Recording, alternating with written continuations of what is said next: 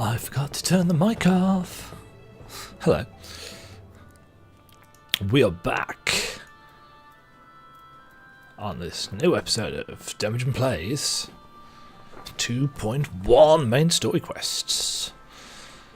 A series where I try and remind myself exactly what happened in the story on the run up to Stormblood, because I've forgotten everything. Yesterday, we finished off 2.0. We started 2.1.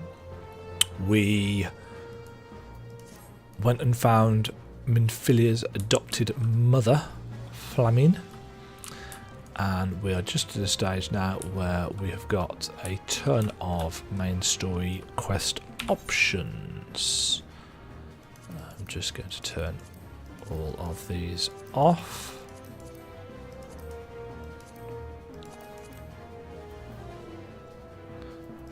Leave that on though to remind myself. All of these are dungeon unlocks. One thing that we do need to do today, whether we like it or not, is to do the Sunken Temple of Kharn. Right, whereabouts are we? Shark Malak is a man of mystery. Where did he come from? How did he get here? And what does he want from you today? Ah, Demajen. It is most welcome to see you again. Look at the hustle and bustle of adventurers, where there were but rocks not long ago. As one of those who's been here since the beginning, I am humbled by the sight.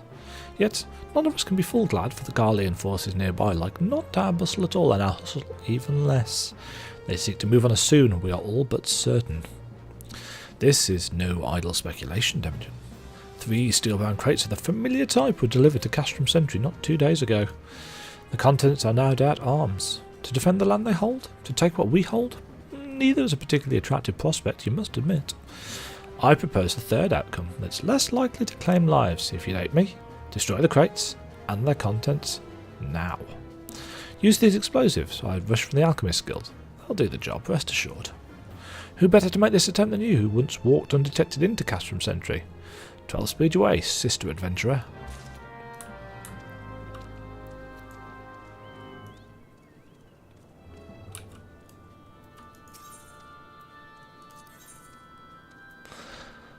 When it comes to keeping its home fires burning, the Adventurers Guild is no stranger to caution. What fuel does Slaffburn intend for you to gather today?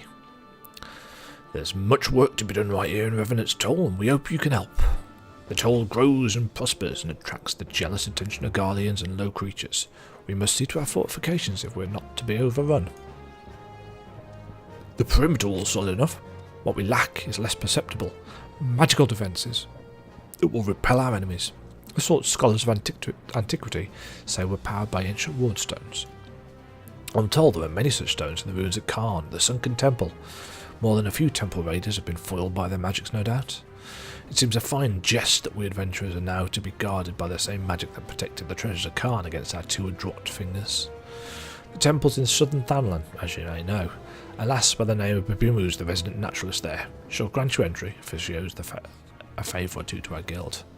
I've no doubt you'll come across a wardstone as you make your way through the ruins, bearing in mind that your success will serve to strengthen relations between the Adventurers Guild and the Scions.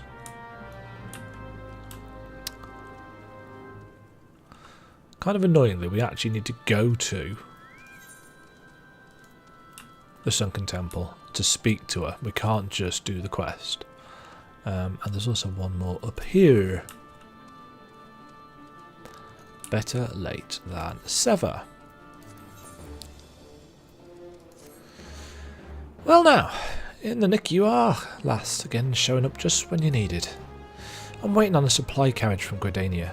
Should have been here by now, even if they'd stopped to spell in 4 good float to wet the whistles. The carriages always pass through the North Shroud. Here, stretch those scaly legs somewhere. Oh, stretch those scaly legs somewhere, don't you?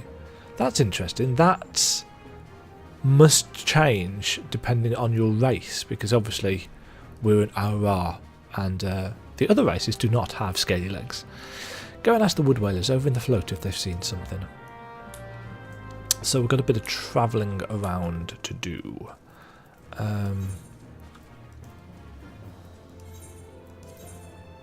Let's go to this first.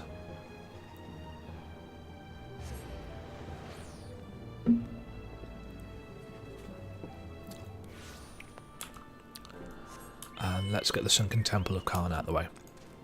I may sound unenthused about the Sunken Temple. I'm not. I actually quite like the Sunken Temple of Khan. I think it's a nice instance. It is one of the first instances at level 34, isn't it? Yeah, 34, that requires a little bit more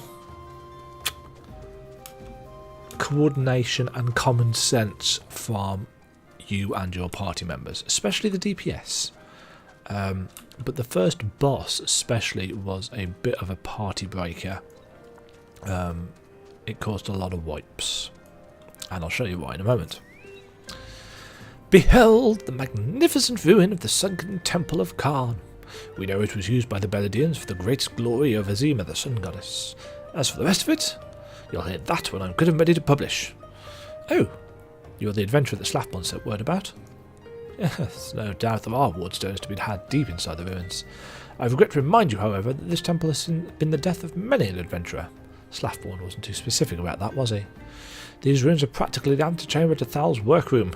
But do not let me deter you from your task. If you wish to proceed, be my guest. So we can now go and do the Sunken Temple of Khan. We can join a party in progress. No, actually, I don't want to join a party in progress. I want to show you the Sunken Temple from the start. Loot rules. Oof, not instant. Interesting. Okay. Everything's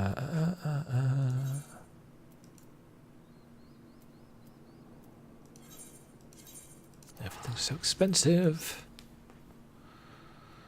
I'm not used to this tank queue malarkey. I suppose it's because we're locked to level 50 and below stuff, and not everybody does that. A supply carriage bound for Revenant's Toll. Hasn't come through here, I can tell you that. But maybe it's the same one. We've just received word of an Ixali attack on a carriage, you see. Seems like too much of a coincidence, but you never know. Might as well have a look, eh? You'll find one of our men on the scene. The carriage was waylaid on the road just east of here.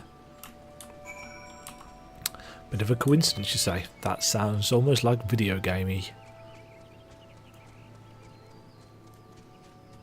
No, just waiting for a healer. Seems to me that healer must be the thing in need.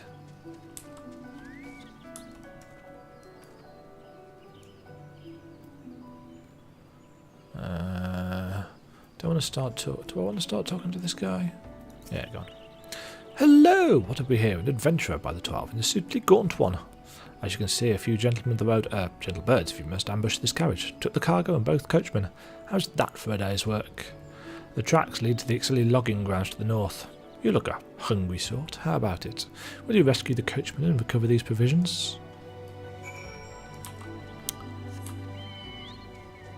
We actually need to go up to the logging grounds because around here, there we go, there are some Dullahan up there which we need to kill for our hunting log.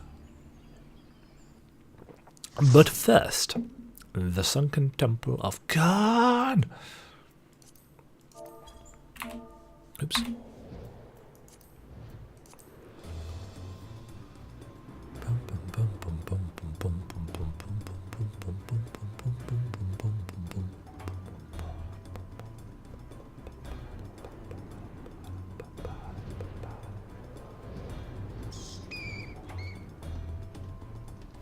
So yeah, the Sunken Temple is all over the place in terms of levels. Hello. Is there anybody new? Right, so Sunken Temple, you can completely avoid this first pack of trash. by running around to the right and hugging the wall. There is, generally speaking, some nub that doesn't get the memo and that wants to fight everything. Don't do that. Don't be that guy.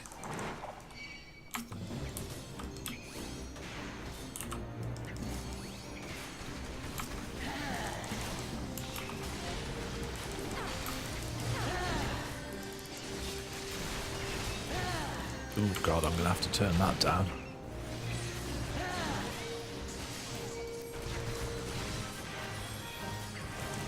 Don't want to be hearing me going, hey, all the time.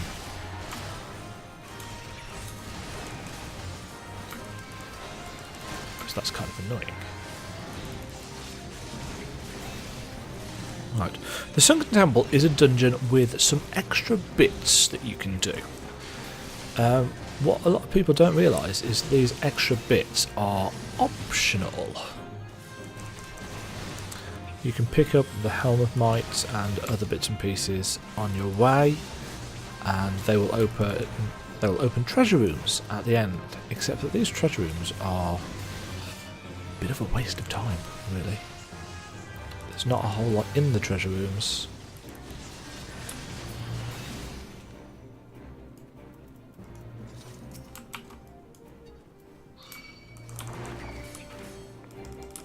Right.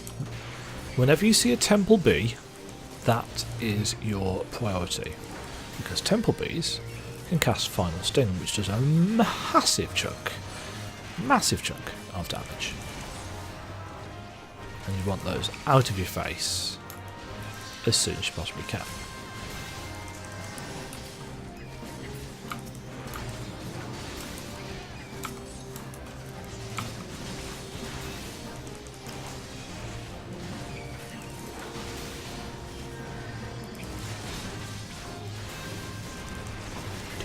Do-do-do-do-do-do.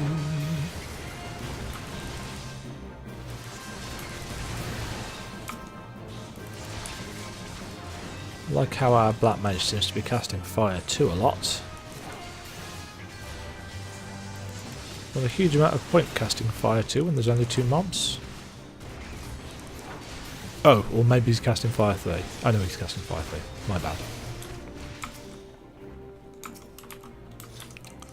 The only exception to the Temple Bee rule is when there is a Khan Facer. And to be fair, you don't need to kill this right now because you can kill it later as well.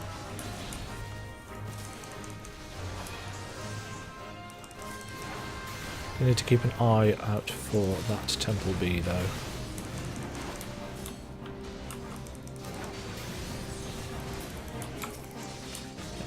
The reason why you want to kill the Khan Facer is because he drops a treasure chest. His Final Sting. You can stun him out of it, but he will start casting it again almost straight away. Again, another pack up here, another Temple Bee.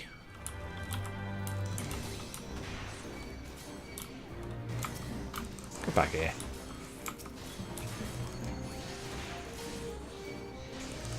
Oh, that's one of those weird shields that has Black Mage stats on it as well. There are a handful of those in the game. From back when Black Mage used to use a scepter and a shield as their weapon. That's a layover from 1.0. And they changed it. Can't blame them.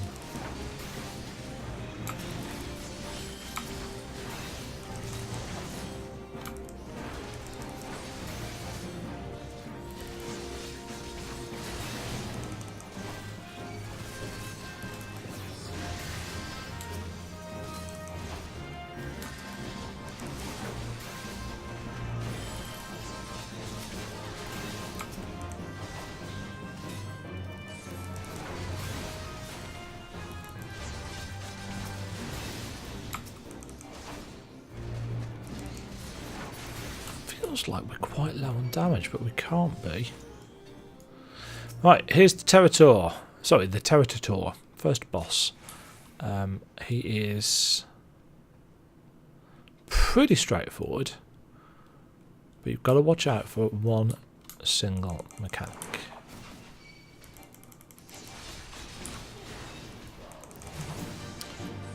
Right, things you need to know. He's got a conal AoE called, I think it's Mo. M-O-W. He's got this tri-clip thing, which is a tank buster of sorts. Where's his cone? Come on, give me your cone. There it is. That's his conal AoE. Just dodge out of it. He will also start summoning Wisps. DPS those down quickly. They can final sting. And he also does a donut AoE, well, a circle AoE called Final Fierce Roar, something like that. The big thing that you need to watch out for, though, is not that. This Mortal Ray.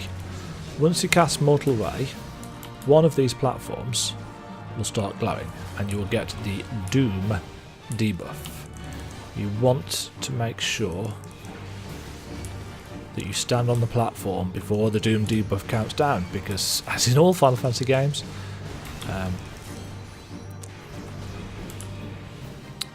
when the countdown hits 0, you die, just like our Black Mage is about to. Ooh, he was close there. I'm going to get final stung here. Yep.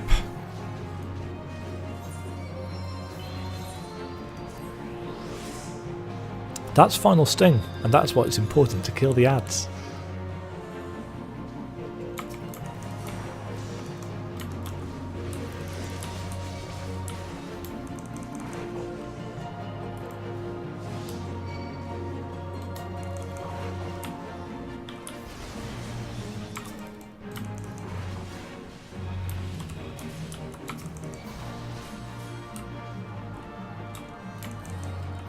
Yeah, we might as well wipe this.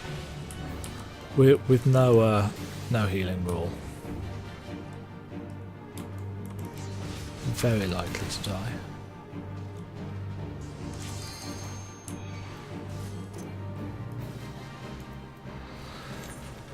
It's technically possible that these two could solo the last, well, duo the last 13%. But they'll have to kite him. Oh no, he's got another round of wasps to summon.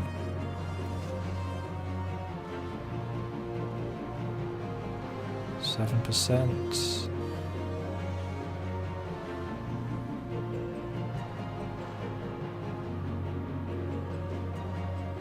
5%. Ooh, they might do it. They might do it. Ooh, no.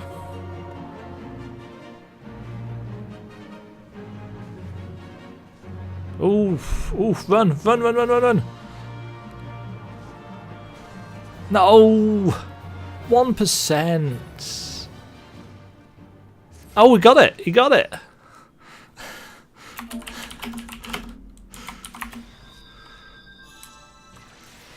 It died just after he did from the dots.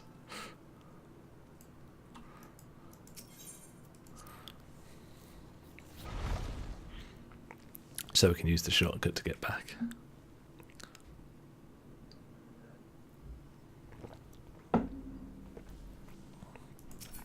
There we go. Oh god, some of that tat. We'll greed it anyway. Okay. So you can see why people, why that tends to mess up parties.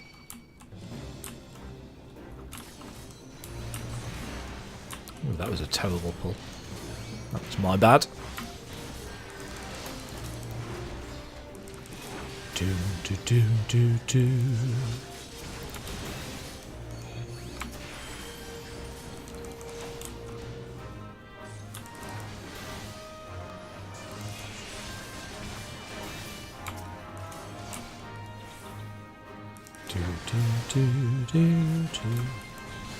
Stun him out the final sting. I wasted my shield swipe then.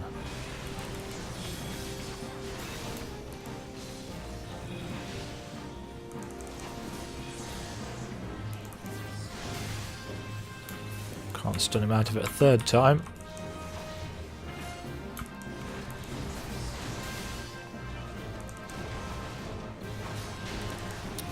Right, over there you'll see the avoirdupois. I don't know if that's actually how you pronounce it. As I've said previously, my French is atrocious. He's sat on a platform. You want him to come back onto this platform, otherwise these doors won't open. So you actually need to kill him when the platform lights are off.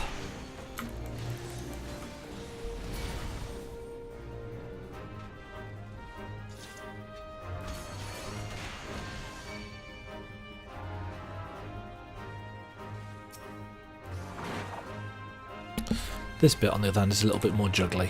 You need one of them to die on this platform, and because they have a bit of an annoying hitbox, there we go, they'll kind of shunt each other out of the way.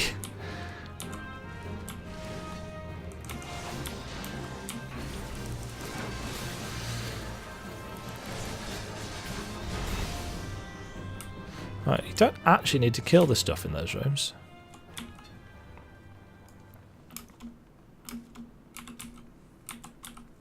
A lot of people think you do. A lot of people think that you need to go and do that stuff, but to the best of my knowledge, unless they've changed it, you don't actually... Thank you. You don't actually need to go in and kill those. It's only if you want to do the optional stuff.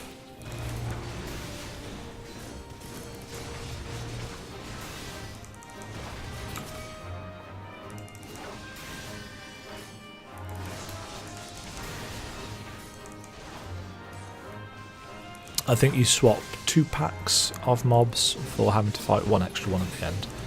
So, it's not a bad deal.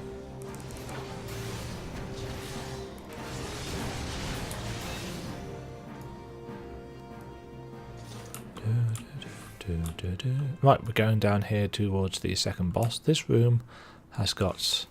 Ooh, that's handy. This patrolling ghost mob. And there's 3 Yarzons down there as well.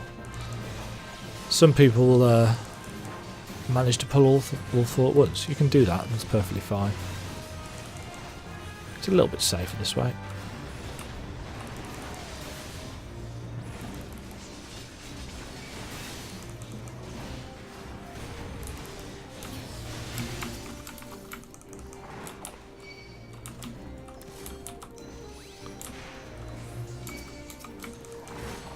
Come on.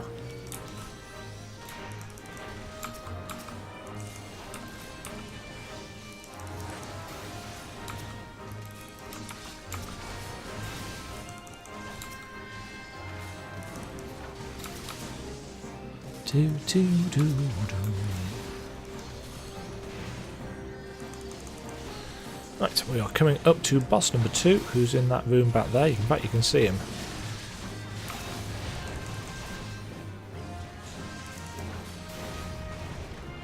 He's a golem.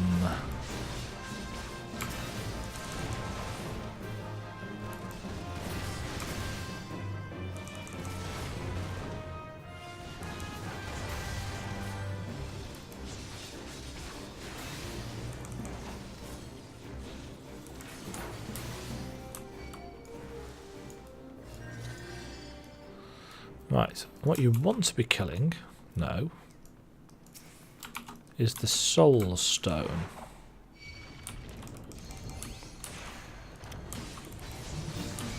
Because the temple guardian himself takes a lot less damage whilst the soul stone is still alive. Now, whilst it might appear to be a normal kind of tank and spank fight, this actually isn't, because as soon as you've broken the soul stone once, and he's collapsed for a bit, and then he's got back up, he has no aggro table, so he will run around to his heart's content, killing and attacking whoever he wants. So once he's done that,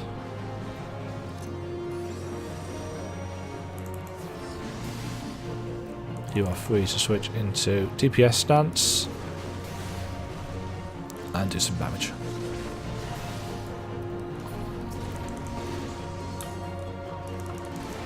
As you can see, he will just go and whack the hell out of whoever he wants. He's got some column attacks. He's got a big punch attack that knocks you back and stuns you if you hit a wall. He's got this where he jumps and everybody takes a little bit of damage. Got a big clap AoE.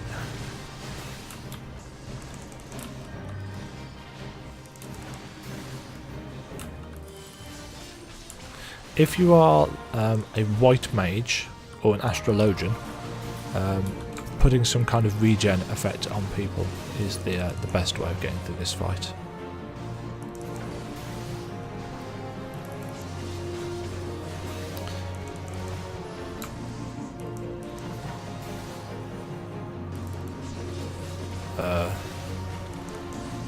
Is he bugged out? Oh no. I thought he'd actually bugged out for a second. But yeah, as I said before, prioritise moving out of the way of the AoEs as opposed to finishing your cast. You can't hit anybody else while he's casting, so don't worry if you're the healer and it looks like somebody's about to die. Just move and use an instant cast.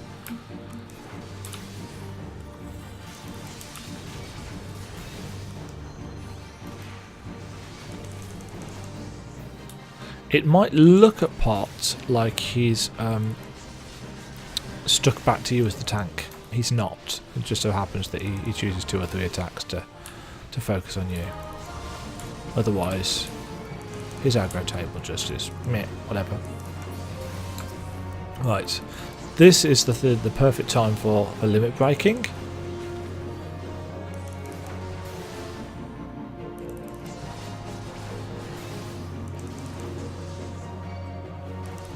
He takes a hell of a lot of damage in this this third section of it.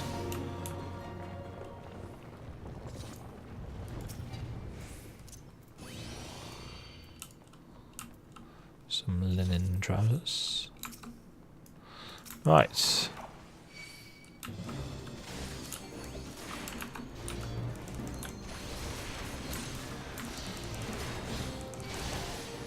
There's a bogey up there.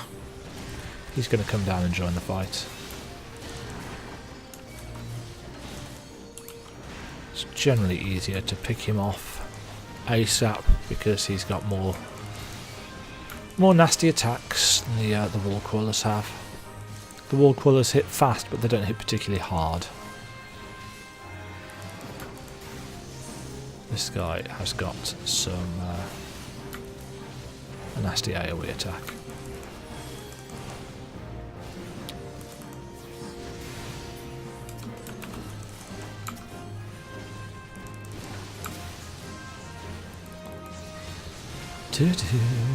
Yeah, I think our healer is a bit new. But, oh, he's brand new. Bless him. He's a complete newbie. This will be possibly his first time in here, or something like that. Or maybe it's just me that's first timing in here. Because at 38 he could have been here before.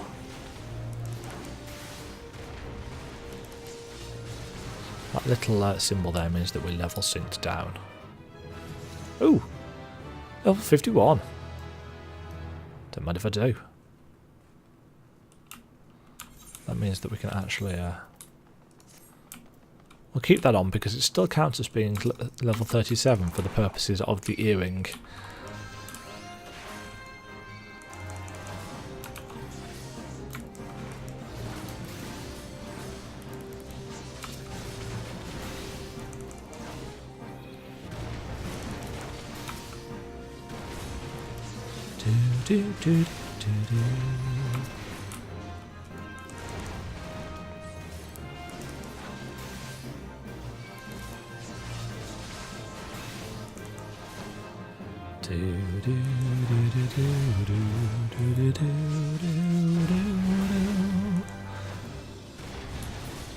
Okay, same again with the Avoir de Poix, however this time there's a crocodile that needs sorting. I find it best to get the crocodile out of the way. Don't stand behind him. He's got this cool little swipe attack which hits really hard.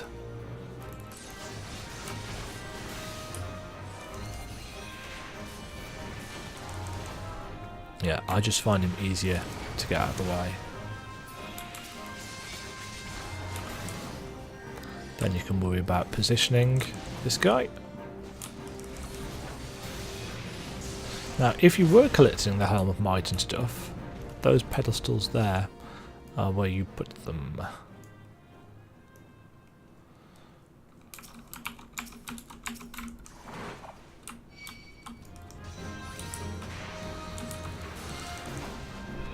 We are not worried about this.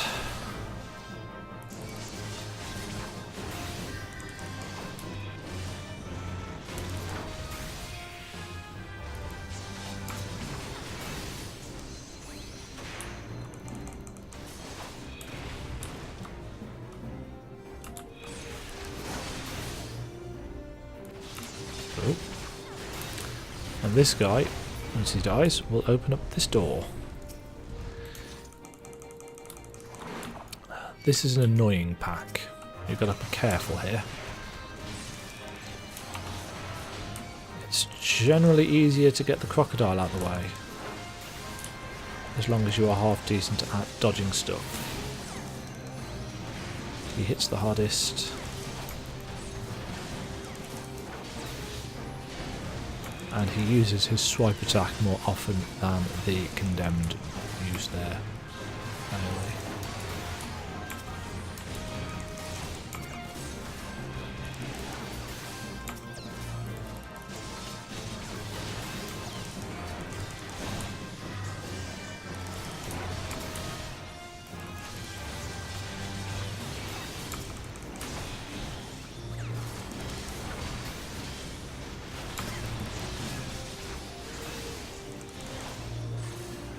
Now at the end of that you will see the Scales of Judgment with a left pan and a right pan.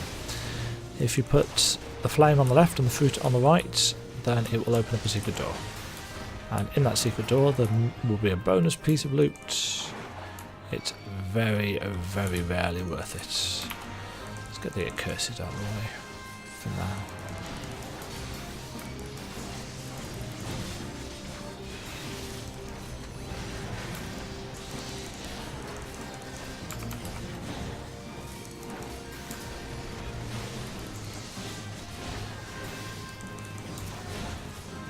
The accursed are, I won't say they're squishy, but they're squishy-ish.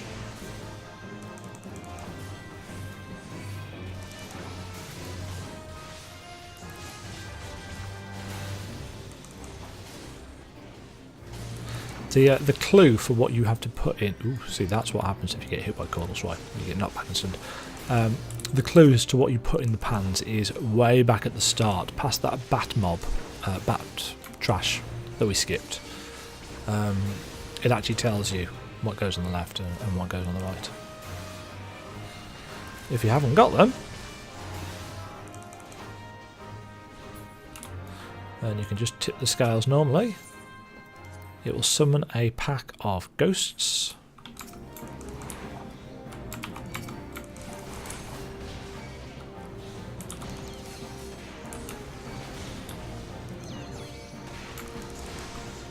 And then the door will open up as normal.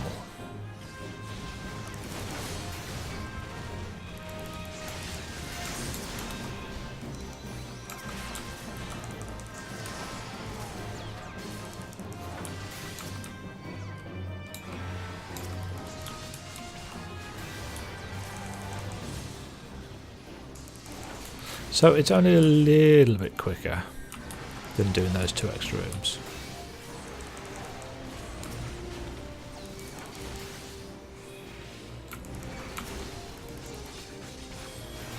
That Malice attack, their AoE silences you. There are some later on in the game that steal TP from you, which you definitely don't want to get hit by, but the silence isn't too bad. It does do damage though.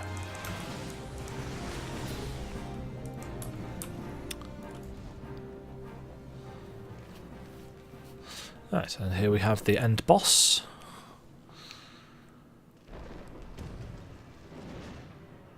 Who's surprisingly agile for the statue. Yeah, if you've got the flame and the fruit, that wall there opens up as well.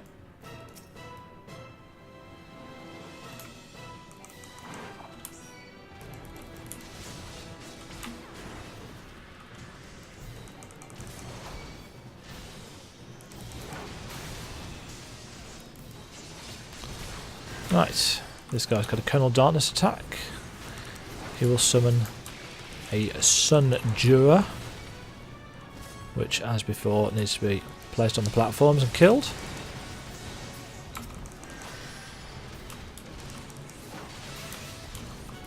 Otherwise, they will join the fight.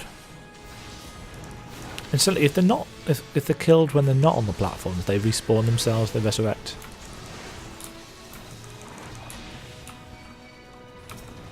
Other mechanics. These Mithril Verges will spawn, and they will use that attack on you, which hits quite hard, as I sadly just demonstrated the Verge line.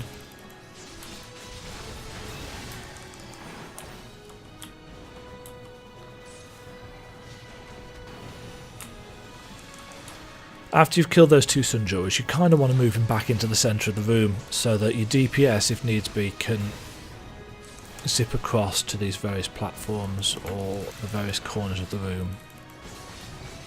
As a tank, if you can, it's quite nice for the healer if you can stun when he's casting Paralyze or Silence. It's one less thing that they need to worry about.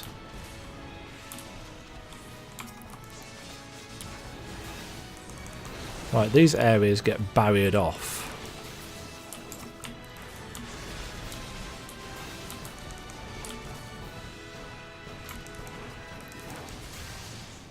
You don't need to run in as a tank, but it's something you can do.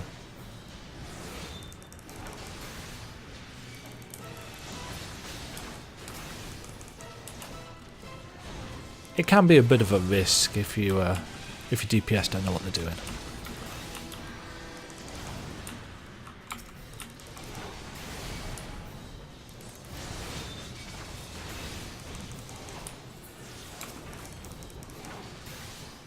Right, we've almost got the limit break.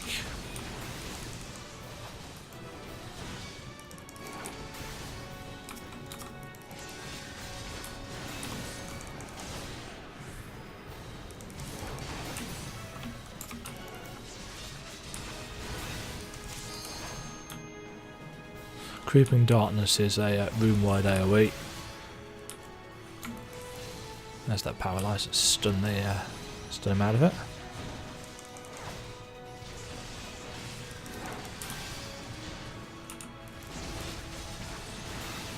It's about 20% is probably a good time to use your limits.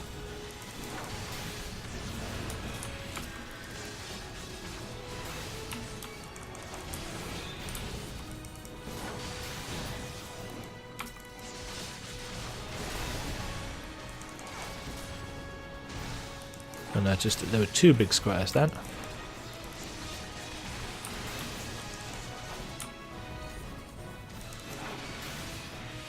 And Monk's decided to run away for some reason.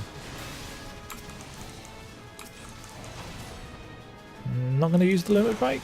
No, guess not.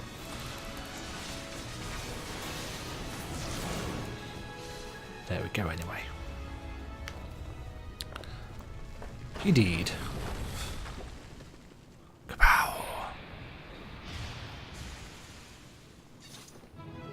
Boar's Bane. I seem to recall that's a lance, isn't it? I think so. Oh no, it's well, this way. I'm going to commend you because you're the only one that's left.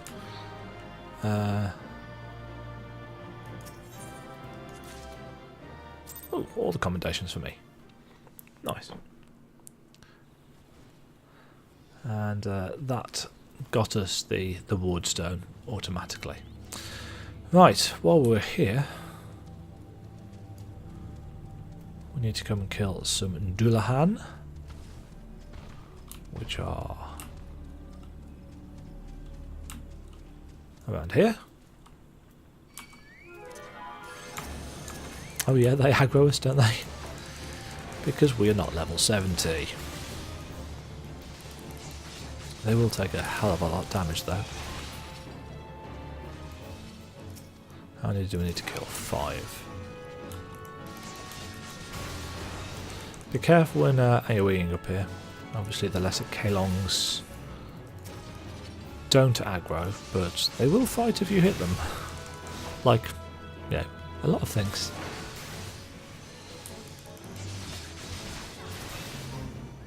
Ooh.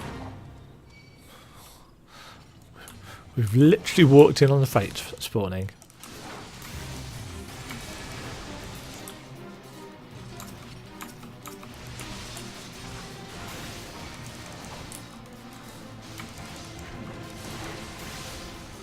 Might as well kill this.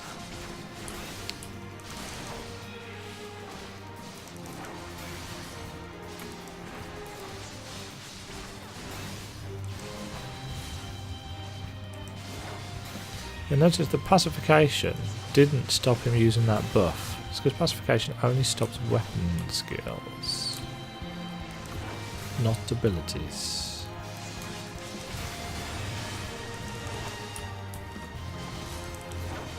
Ooh.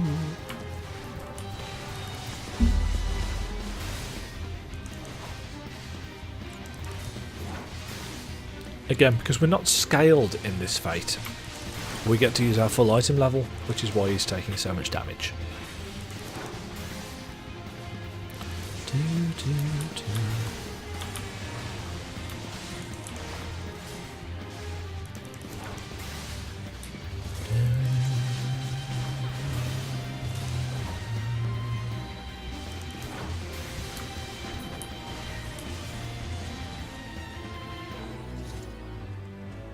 A storm of seals?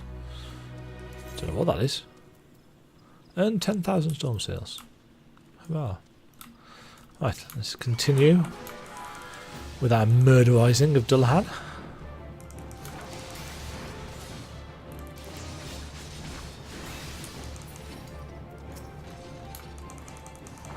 Oh, balls. That was silly. Oh wow, we've already a good chunk of the way through 51.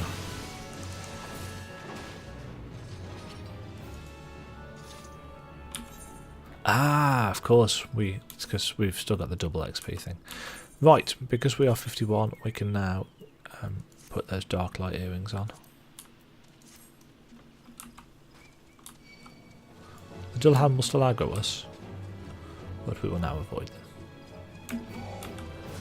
Right, this is the Ixali logging grounds. There's a lot of enemies in here. A bit of a pain. Oh wow, there's a lot of enemies in here. I like to fight up on this ridge here, if need be. That will surely... Yes, there we go.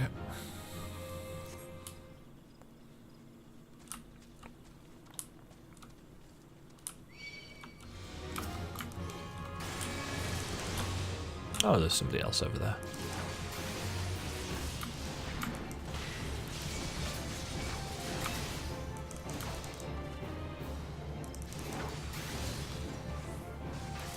You'll notice they have an arrow, just like the Amalja have N fire, and the Sylphs have N thunder or N lightning or whatever it is that they use.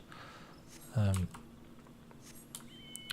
know, they have an attack that's of an element associated with their appropriate primal.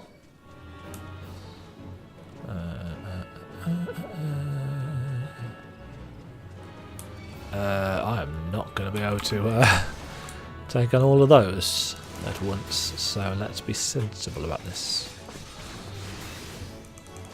I know, you just heard me use the word sensible. Strange times, eh?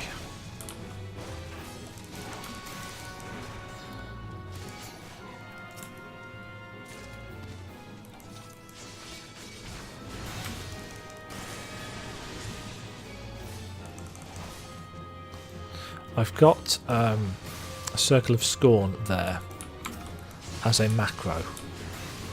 It will pop Circle of Scorn if it's up, otherwise it will cast Total Eclipse.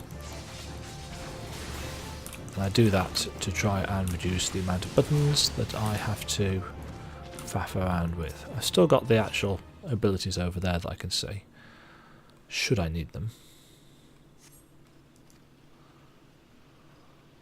Shall await your safe return to the carriage.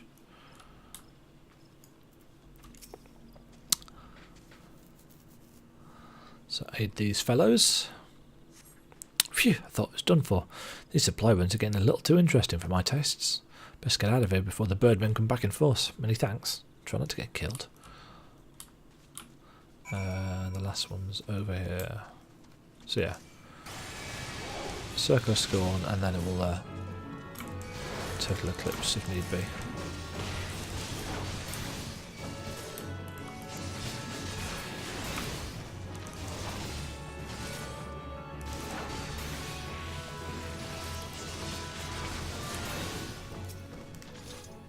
Pick up the last of the provisions.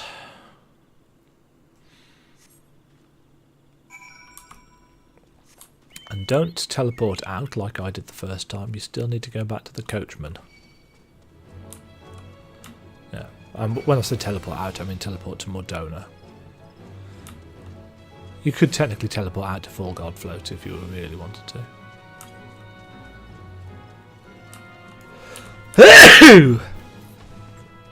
Excusez-moi.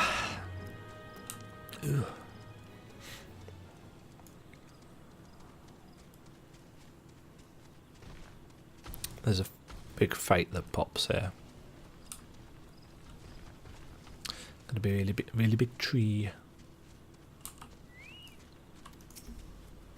We are both in your debt, good adventurer. I shudder to think what fate the EXL had in mind for us.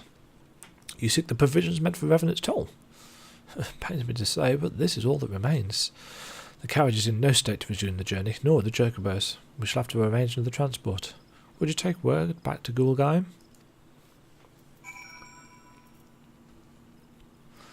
Right, everything. Yeah. Everything else needs to go to Revenant's toll.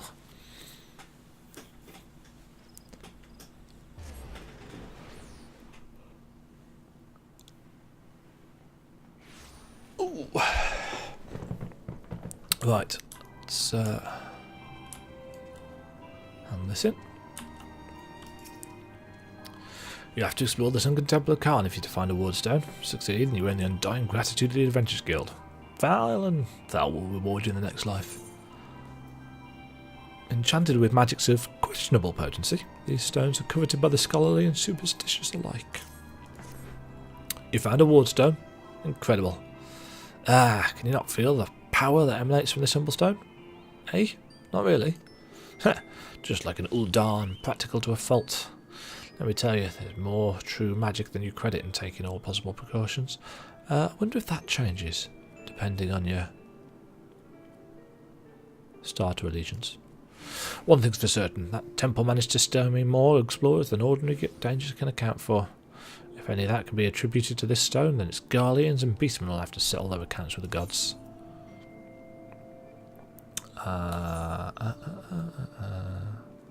Right, we don't actually need the choker, because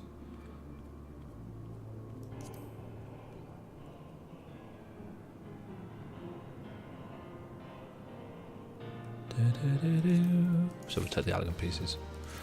Right, Slaffborn's got another quest, but we're not going to do that. Right, Skullgrim is the Lady Rugen in up here.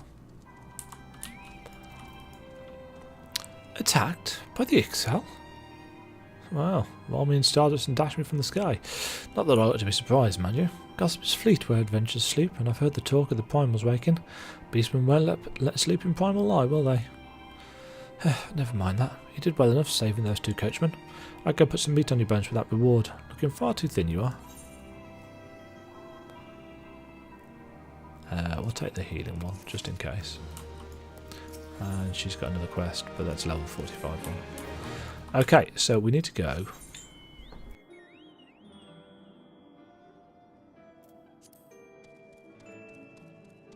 Yeah, we need to go and blow up some stuff over at the castrum. You'll notice that the gloom weather is on, which gives us this really kind of funky effect over everything.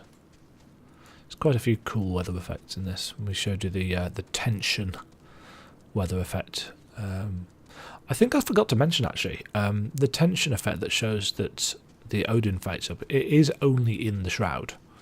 I think it is across the whole of the Shroud actually, but it is Shroud only. You don't see it anywhere else. Odin only ever spawns in the Shroud. I think these will still aggro me. Maybe, maybe not. The Garleans certainly will. Yeah, we're almost halfway through 51. Cool.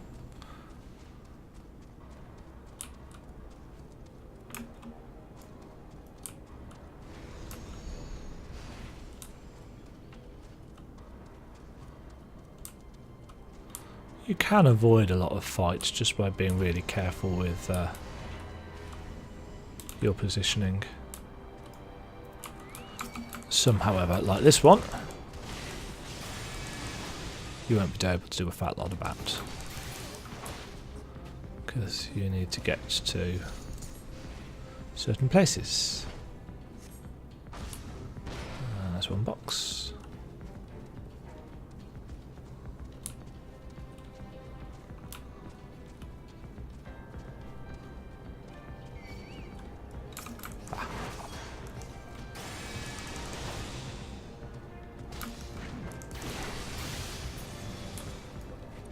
Yeah, you'll see the this 120 weapon is making short work of pretty much everything, which is one of the reasons why I grabbed it.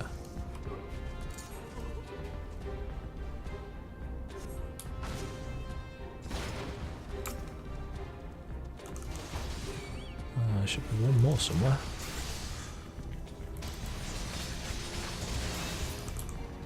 Can't remember where the third one is. Is it? No.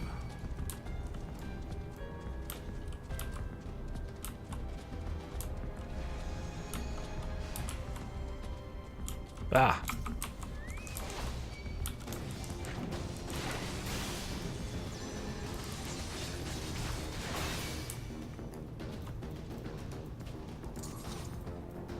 So, blowing up their weapons crates. Using high quality explosives, because Sarkmalark does not stand for the lesser quality stuff. Yeah, you'll notice the gloom weather effect gives everything this lovely purple sheen. As much as I may critique or criticise the lighting in FF14 at times, when they've got actual lighting weather effects like this, it does work really well. More balls. Do do do do do do do do.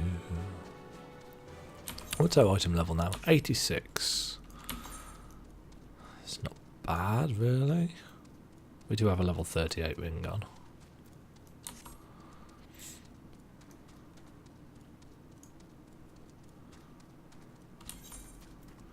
Otherwise it would be higher actually. That's our lowest level piece.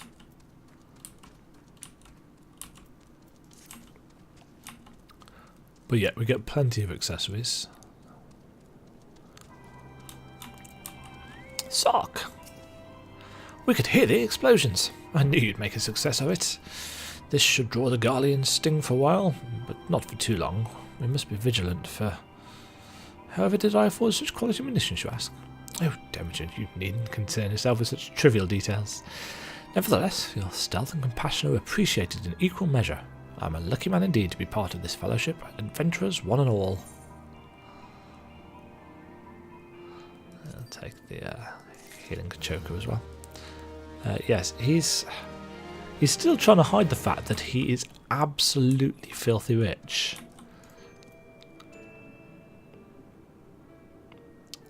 Oh, yes, we can now...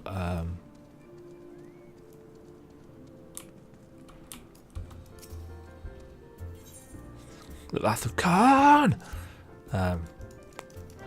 We can go, if we want to, and unlock... Oops. Sunken Temple hard.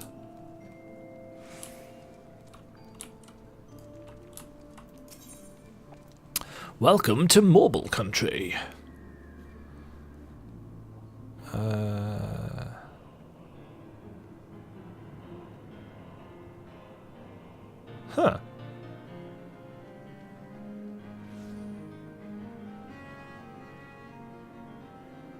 That's weird. Welcome to Marble Country isn't on my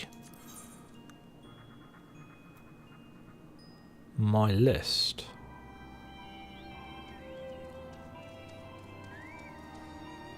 In fact, on my list, this quest should be called Hest of the Best. Maybe it's because I've done that? I don't know. Maybe they've changed it. Yeah, it's definitely the same quest. That's weird. Flatbourne's brow is clouded with worry and the forecast calls for rain, unless you can save the day. What to do, what to do. Ah, Demajen. Perhaps you can cut through this knot of ours.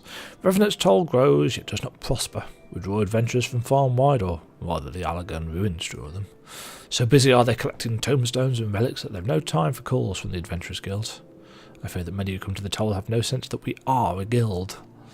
You visit Rowena's establishment, do you not? That's the kind of bustle and camaraderie I'd like to see at the guild. Now, tales of your daring do are certainly known to all. You're the genuine article, and I'd ask humbly for you to render some service to us in this matter. If you were to rid the wilds of the seedkin that threaten the toll's expansion, it might inspire some fledgling guildmates to do the same. Those labouring on the outpost frontier are being harassed by marbles coming through the tangle. I'd have you keep the workers safe by slaying them before they have a chance to leave their wretched home.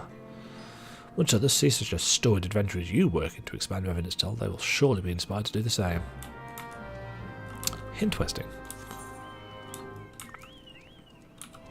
So I'm going to assume that this replaced the original Hest of the Best, which had you going to do the, you remember the guild Hest where you had to sleep the turtle?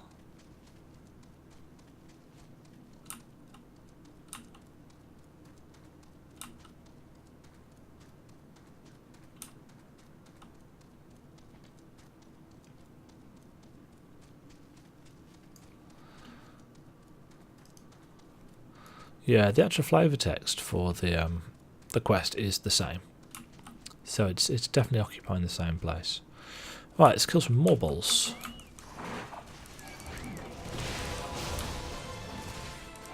Suck it. That died really quick. Oh, there was somebody else helping. Oops. I was going to say that was. Oh, maybe there wasn't. Maybe we just kill things really quick. Oh, that's it. We only need to kill two.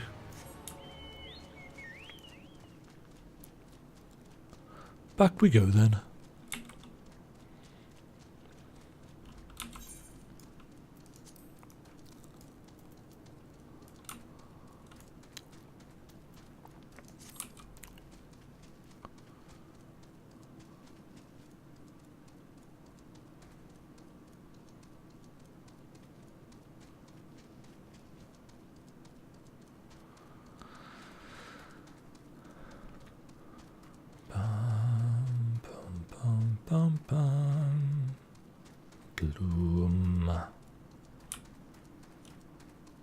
So much ether in the air.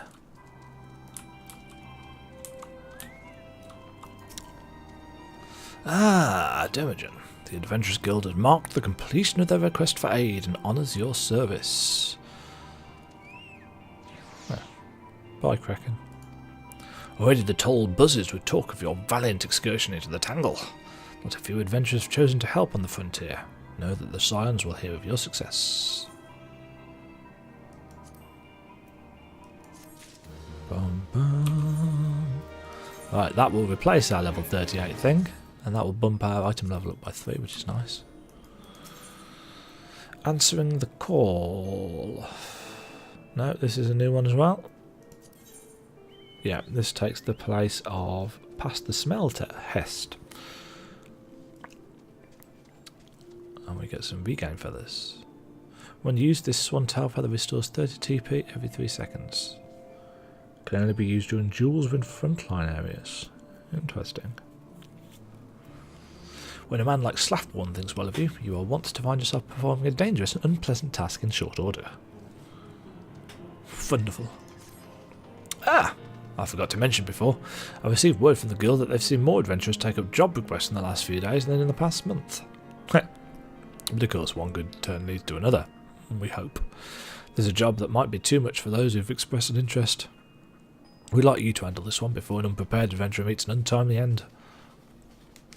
We received word from a scouting party we sent to the Stinging Charge that a group of Hapalites is making passage impossible. Someone needs to take care of them so the scouts can make progress. Not that I've no faith in the other volunteers, but I suspect few of them have stood against a Hapalit. Ignominy isn't something we can afford at the present. We've appearances to keep up with if we're to maintain growth after all. A seasoned adventurer like you ought to know that a bad reputation is like bad breath. No one will ever speak frankly of what ails you.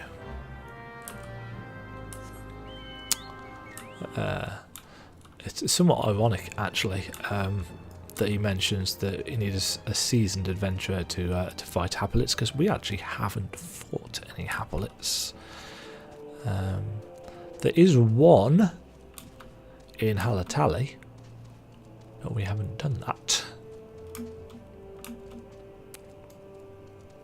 Oh, actually, no, I am incorrect. We fought Hapalit ogres in Zemel, boss 2. Those were Hapalits.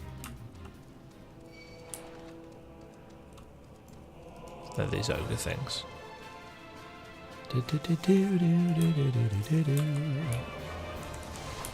Yes, they're the fiery ones.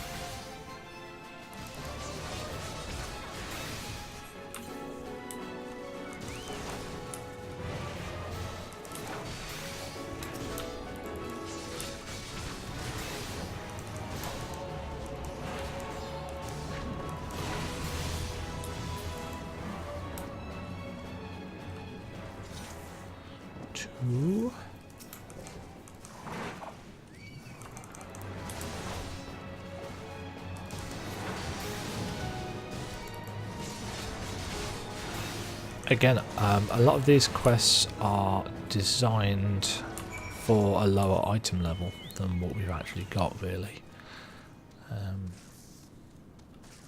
Well, no. They're not designed to be faced off against with an I-120 weapon, let's put it that way. I-90 was... 80 or 90 was pretty much the max, I think.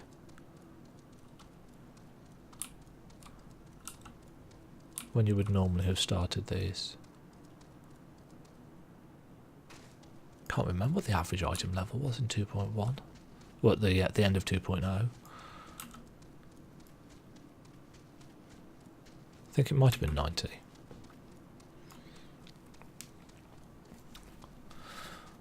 But yeah, it didn't get up to 120 for a while.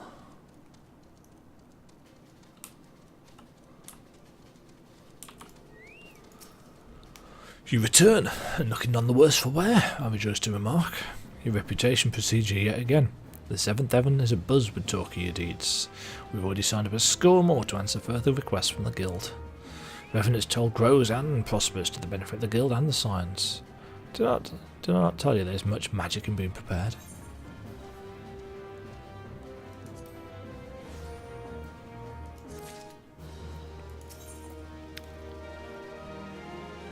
Right, you're going to carry that. Okay, this is back to my list. And it gives us an I-70 weapon. Which looks kind of cool, actually, to be fair. Interesting thing about these is that these can be sold. You can put these on the auction house.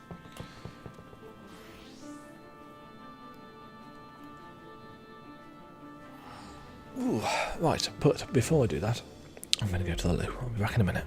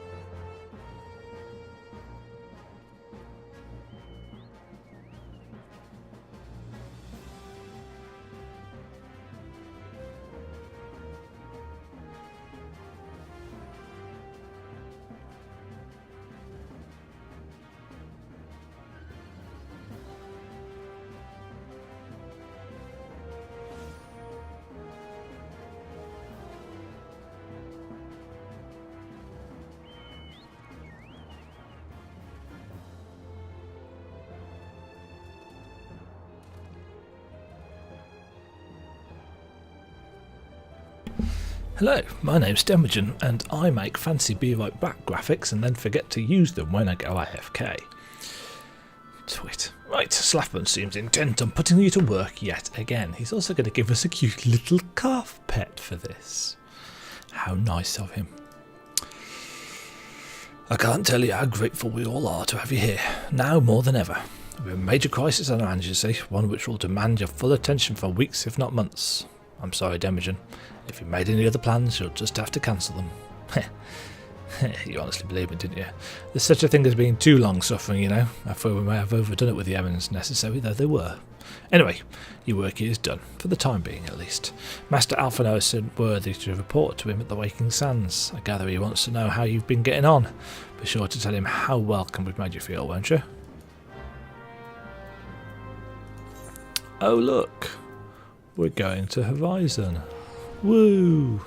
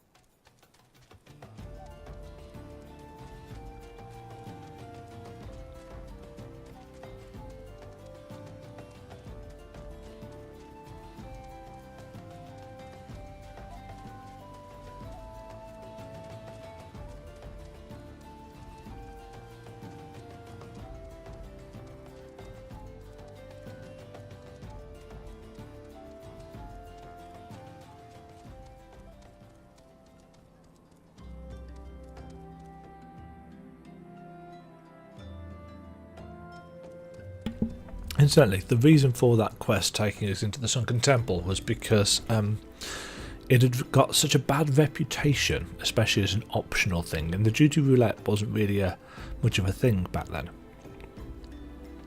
In fact, I don't think it existed in 2.0. People actively avoided it, and therefore if you wanted to go through there, especially for the Grand Company hunting logs, because there are some stuff in there at higher ranks, you couldn't do it because nobody would want to run the dungeon with you. So by putting it in the quest line, you at least got some people eventually to get it done.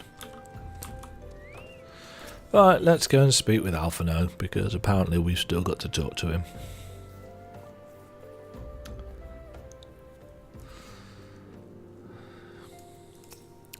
Ah, Demajen, you've returned. I trust they kept you busy in Revenant's Toll. He's still standing in the same place as he was when we left him an hour and a half plus of story ago. We've had nary a moment's rest since you departed. Yeah, right. Despite our best efforts, however, we've begun to fall behind. Yeah, because you can't do anything without me. No matter, we shall soon make up the lost ground with you here to help us. Now, there are a number of packages which must needs to be delivered to Revenant's Toll as a matter of urgency. Don't give me that long-suffering look. I only require you to take them upstairs to Tataroo. She'll handle the rest. The packages are scattered about the halls, but each is clearly labelled, so you should have little trouble finding them. Now, if you'll excuse me. Your report? Later. Let's sigh. Ooh, actually, before I do this,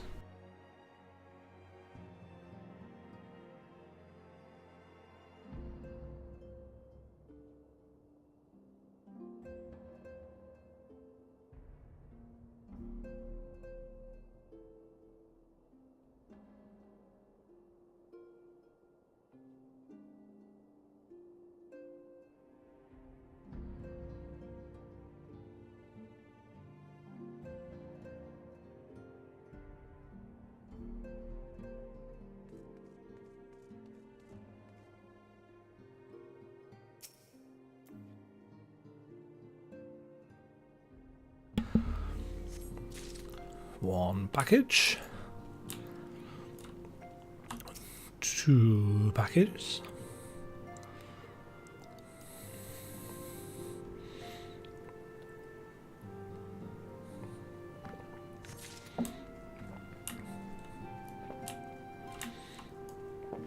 free package.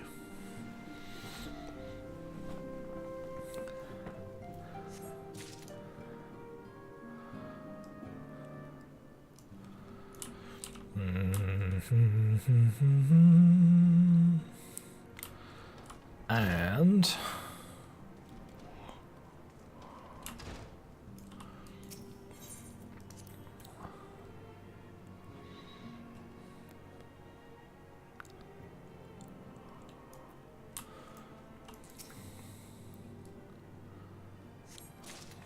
I'm sure she doesn't do anything either. She just stands there.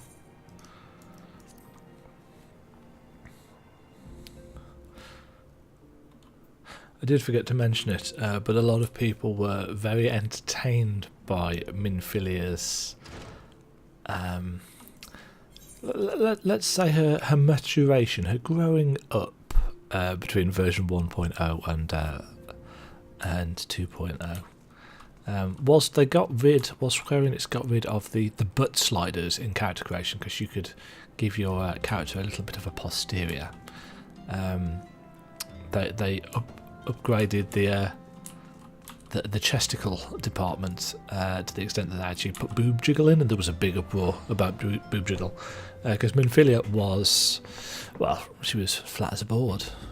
No, she wasn't. She was about average, to be fair, before, but they really upgraded her in the chest department to give her that little bit of extra sex appeal, because they had to try and sell this version 2.0 of a game that had failed horribly, and sex sells. So having a pretty blonde, or a svelte blonde, as I think that Imperial soldier at the castrum said when Minfilia and Tataru were kidnapped, that has a lot of marketing pull. Right, Tataru. Ooh, so much to do, so much to do. At this rate, we'll never get to Revenant's Toll. Bless your heart, I completely forgot about those. Let me check the labels against my list. Oh, these are the last ones. That's 12. It's almost... Oh, dear, I did contact the courier, didn't I? Just so happens that I've been meaning to contact you, Demajen. I have an important personal request, you see, which I couldn't possibly entrust to anyone else.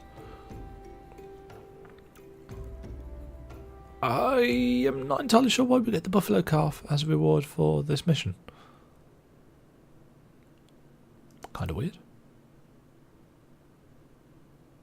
We'll take that. Very strange. Very, very strange.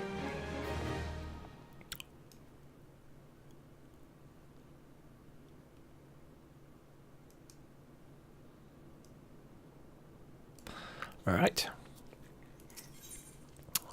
This gives us some more options.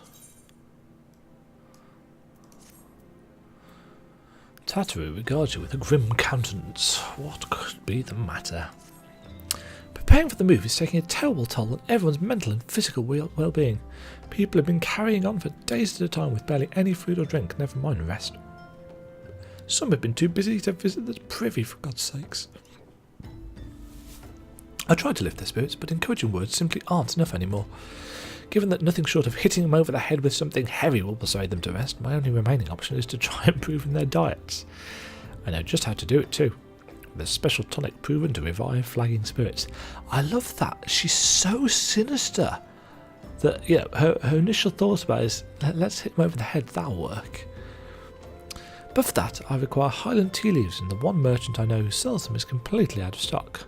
Obviously, that myself isn't an option either, as the plant only grows in Kurthus, and I'm in no position to leave the Waking Sands at present. But you are, and since you now understand how important this is, you'll surely agree to assist me. Great! I'll take that silence as a yes. I learned the recipe from an Ishgardian acquaintance of mine who serves at Camp Dragonhead. McGuistel's her name. She'll know where to obtain Highland tea leaves, I'm sure of it. Godspeed!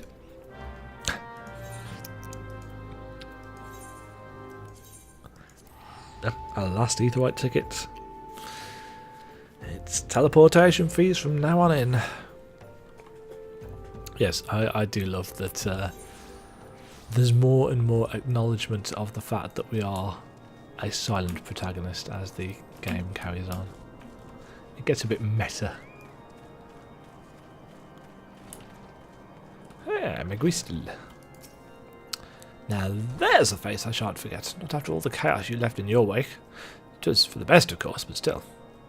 Tattoo sent you in search of Highland tea leaves. Ah, had you come with a few bells sooner, hours sooner, I'd have given you my remaining supply. Alas, you did not, and no, I have not. Where did I acquire my stock? Emmanuel, where else? He sells more wines and spirits after all.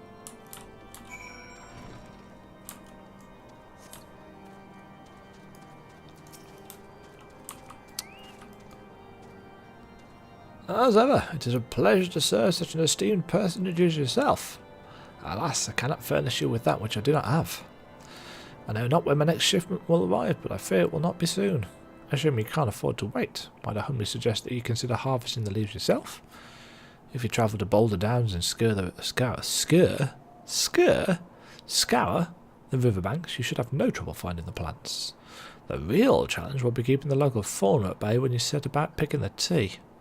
But what a mere beast to a brave adventurer who fought at Lord Horchefont's side.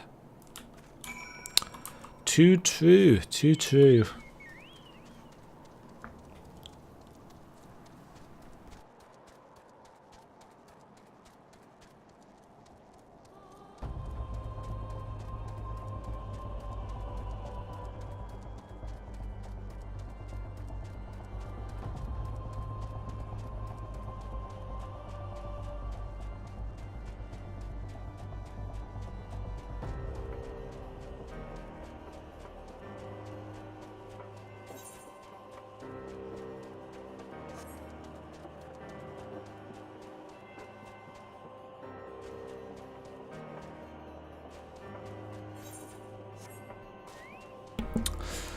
This quest is called The Things We Do for Tea, which I find quite interesting because I don't actually like tea. I'm very much a heathen.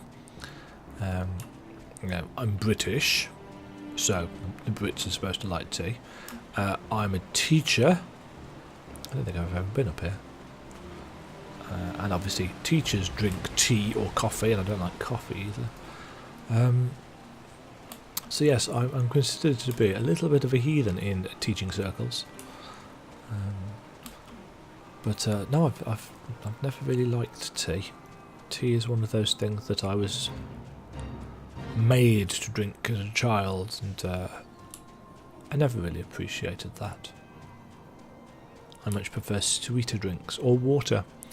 Drink a lot of water, especially when I'm teaching, because I'm constantly using my voice. In fact, one of the reasons for doing this playthrough and narrating it is because I want to keep my voice reasonably strong. I've actually got surprisingly weak vocal cords, and when I say surprisingly, those aren't my words, those are the words of the throat specialist that I went to see a couple of years ago. He was very, very surprised that my vocal cords were as weak as they were, because obviously, I'm a teacher, you're using your voice all the time. I attributed it to the fact that I'm a supply teacher and I have the pleasure of doing a lot more shouting than the average teacher does.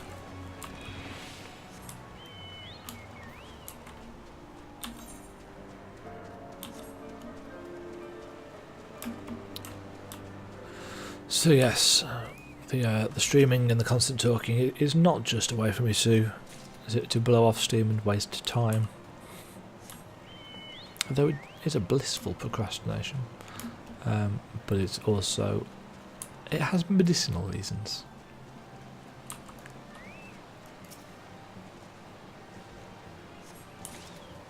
Oh no, a hostile presence. Why do these rhymey biases not like me picking tea?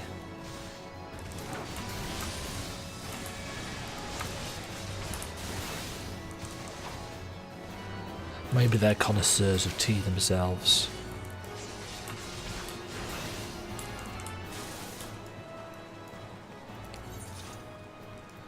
Alright. Back once again to Horizon. Can you see why this is said as your home point? You save so much money.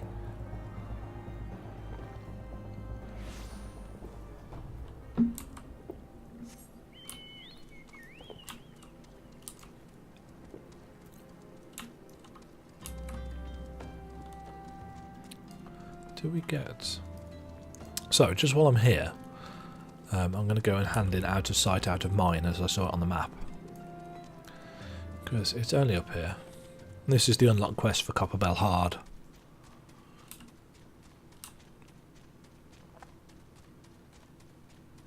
These guys are still there.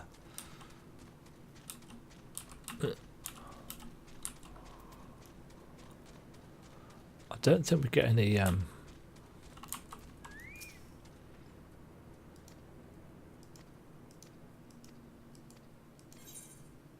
yeah, we don't get any XP, but we do get some gil.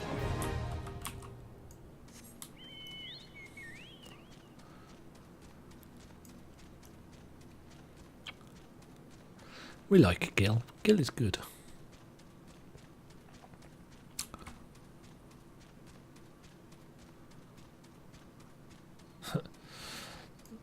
The OBS client was updated with a brand new version today, and it's got a few features that I'm keeping an eye on. I really don't know how a lot of this stuff works, like the scene transitions and stuff. I have no clue what they do or how they work or anything. I really must go and check those out. I imagine there are YouTube videos explaining them to me. Or, you know, I could do some actual reading, but English teacher, writer, reading, nah.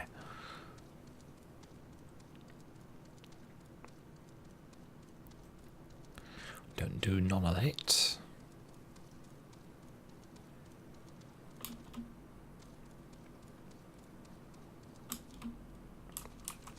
Right, Satoru. I'm at my wit's end. This tonic is the sign's only hope. Without it, I don't know what will become of us. Please, you have to find those leaves.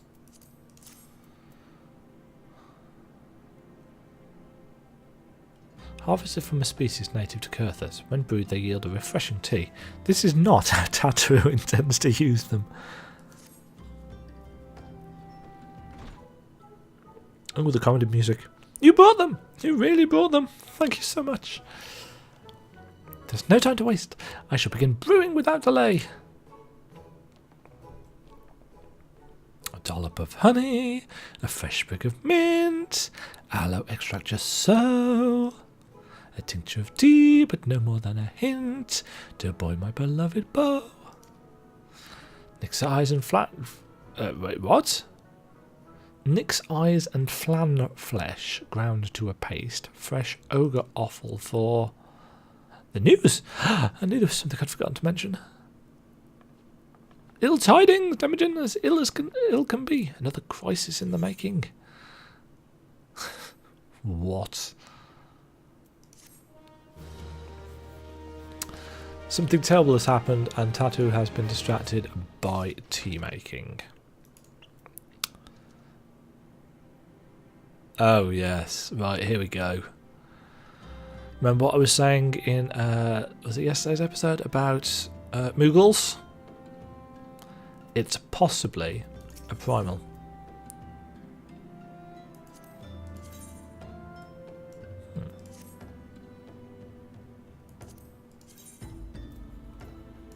They look really silly. Oh, we do get some storm seals for this. Though you would not have thought it possible, Tataru has somehow managed to adopt a countenance still more grim than before. A message from the Twin Adder came to the Walking Sands. Wait, I keep saying Walking Sands. I've always said Walking Sands. The Waking Sands, while you were in Kurthus. I wasn't privy to his conversation with the antecedent, but I did see the look on her face after he took his leave. Something is definitely amiss. Could it be the Ixal of summoned Garuda again? Or perhaps Imperial forces have been sighted within the shroud. Well, whatever it may be, I'm absolutely certain it's nothing you can't handle. Now go and ask the antecedent if there's anything you can do. I don't actually know if I pronounced that right. Antecedent, antecedent. Maybe I should look that up.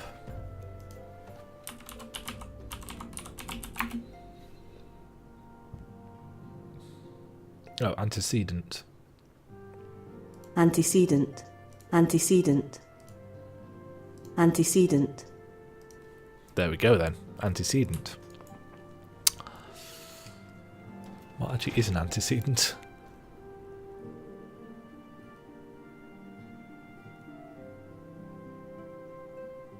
A thing that existed before logically precedes another.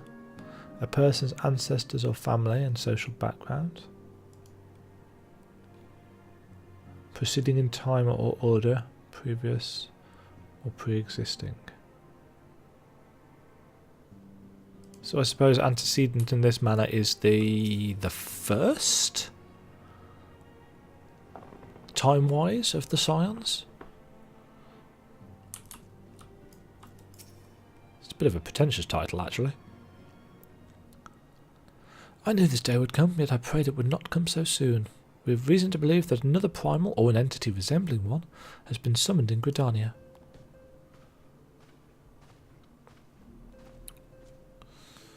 Thine arrival is customarily timely, Demajen. The etheric waves leave little room for doubt. Thy talents will be needed before long. If there be truth in my suspicions, 'tis a familiar foe we face, though one quite unlike the Lady of the Vortex. We dare not draw conclusions without evidence, but as Urianger says, the readings bear a strong resemblance to ones observed more than 5 years ago. Though I'd hope the Mongols guard beyond such follies. Suffice it to say, this disturbance warrants a full investigation. Thy presence... Oops, I'm doing the wrong voice. Thy presence... Thy presence hath been requested by Commander Hulwa. He awaited thee at the Adder's Nest. Pray, hasten to Gridania, Demajen. Ida and Papalima will rendezvous with you there. May you walk in the light of the crystal.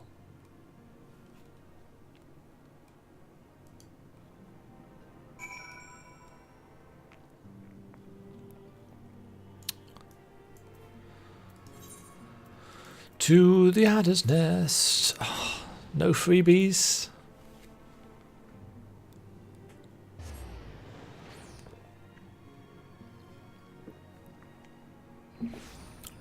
No, to be fair, we've got quite a lot of teleporting money.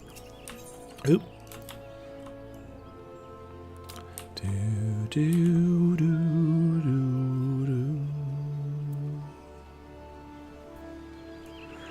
What's this guy got?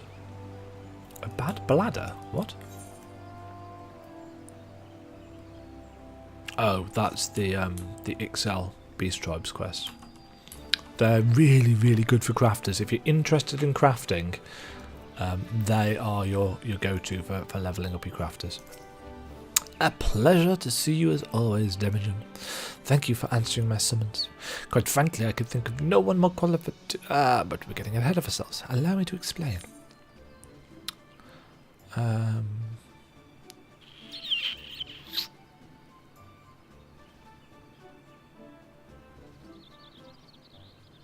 I don't know what to get.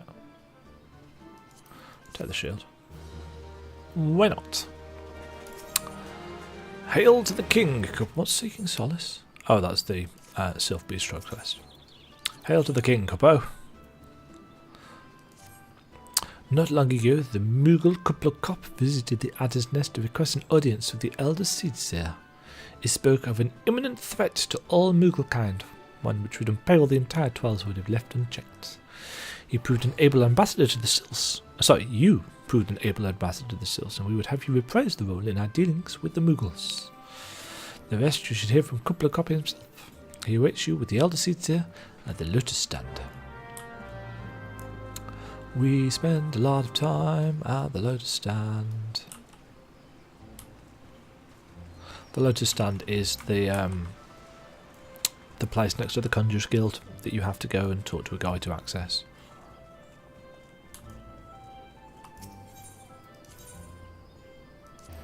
In case you've forgotten where it is. The other signs have already arrived, madam. May I show you in?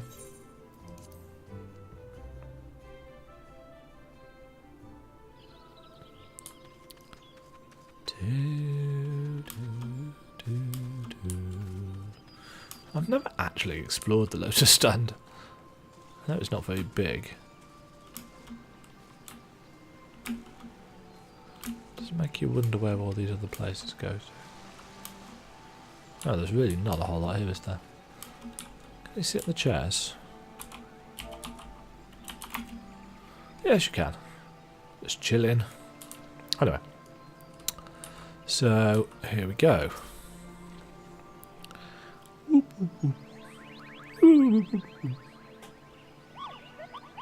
Please, please, you have to stop them.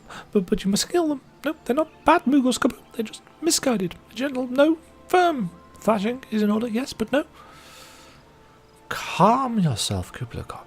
Can you not see that she hasn't the faintest idea what you're talking about? Be quiet this instant. Pray forgive his witless outburst, sister. Most grateful am I that you have come, Demajen, and upon such short notice. Truly Gridani could not wish for a more stalwart ally. But you are doubtless eager to know wherefore we summoned you. Our friend Kublai Khan has brought to us news of a most unsettling development. It would seem that good King Mogulmog XII has returned to Eorzea. A curious thing to hear, I know. Truth to tell, I myself cannot say for sure if he is a genuine figure from history or some manifestation of Mughal mythology. Kublai here would have me believe the former. Once upon a time, we Mughals served the gods in the heavens. It was quite nice up there, unspeakably beautiful, unimaginably spacious, and with a literally endless supply of wine, Kupo. In spite of this, or possibly because of the last part, the gods eventually became discontented and started squabbling, which made life jolly difficult for the poor Mughals. So good King Mogulmog XII, may his glorious name live forever, decreed that the time had come to leave Kupo. The realm of man would suffice, he said, so all the Mughals should live there instead. Unfortunately, the two realms are so far apart that we couldn't safely fly down, but good King Mogulmog XII, may his miraculous foresight ever be praised, knew exactly what to do, Kupo. He had a rope, you see, the longest one ever woven. This he nobly held while his subjects climbed all the way down to the world below. And that is how we Mughals came to this land, Kupo. All of us except good King Mogulmog XII, may his courageous sacrifice never be forgotten. He alone would remain in the heavens, so that Mughal-kind might at last know peace. Except that he has not remained in the heavens, from what I understand. That being your reason for contacting us, yes?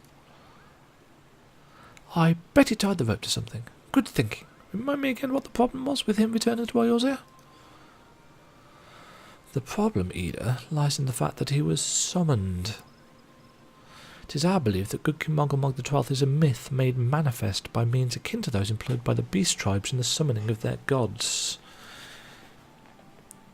Wait, you're saying a handful of Mughals with a boatload of crystals wished really, really hard and he just sort of appeared? Would that even work? What I cannot fathom is why they would even try. With Garuda humbled and the ultimate weapon destroyed, what new threat could have prompted them to take such drastic a measure? Might that not in itself be the answer? Twice in the last half-decade, Eorzea has been brought into the very brink of destruction, only to be spared at the last by the heroics of a chosen few. To you, who braved these tempests and survived by virtue of your own strength, this latest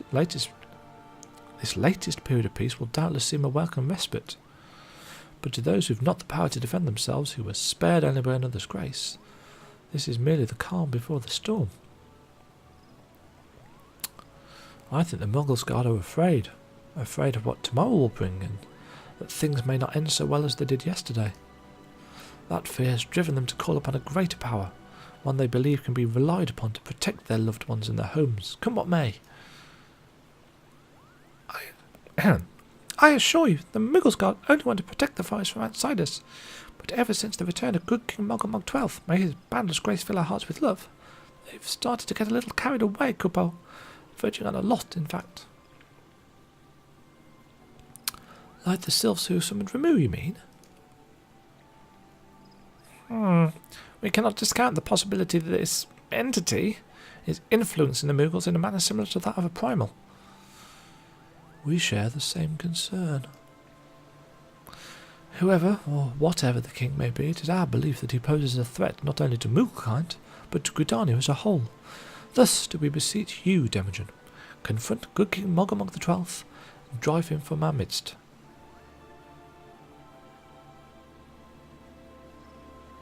Humbly, I do thank you.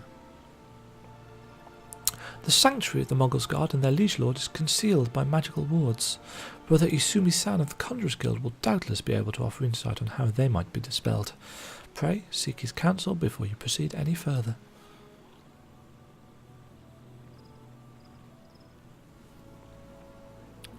Do do do do do do do do.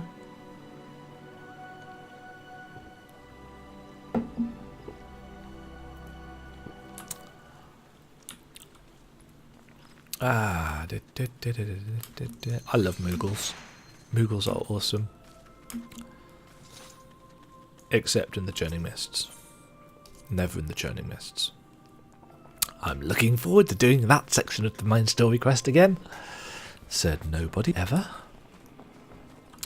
Where is Brother Isumi-san? Oh, he's in the Conjurers Guild. He's always in the Conjurers Guild. You know this.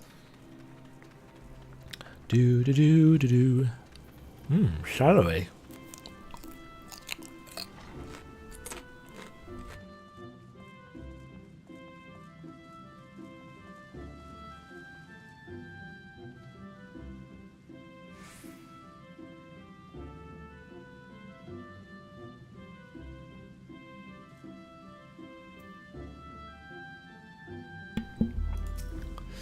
Welcome, Demajen, welcome. That you should be the one to face good King Mogomog XII is of great comfort to me and to the elementals both. As I'm sure you know, the Mughals are not by their nature a warlike race, yet should the king be suffered to remain, it is like that his influence will bring about a change in them. Thus does it behoove us to defeat him quickly, before any lasting damage is done. Make whatever preparations you deem necessary and inform me when you are ready to seek the king.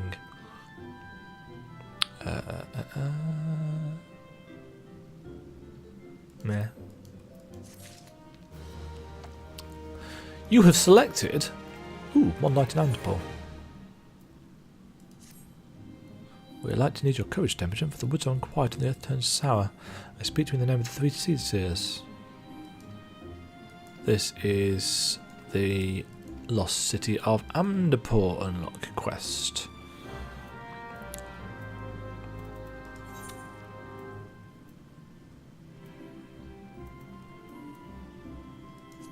As you can see, there are a lot of level 50 dungeons. I mean, they had 18 plus months of game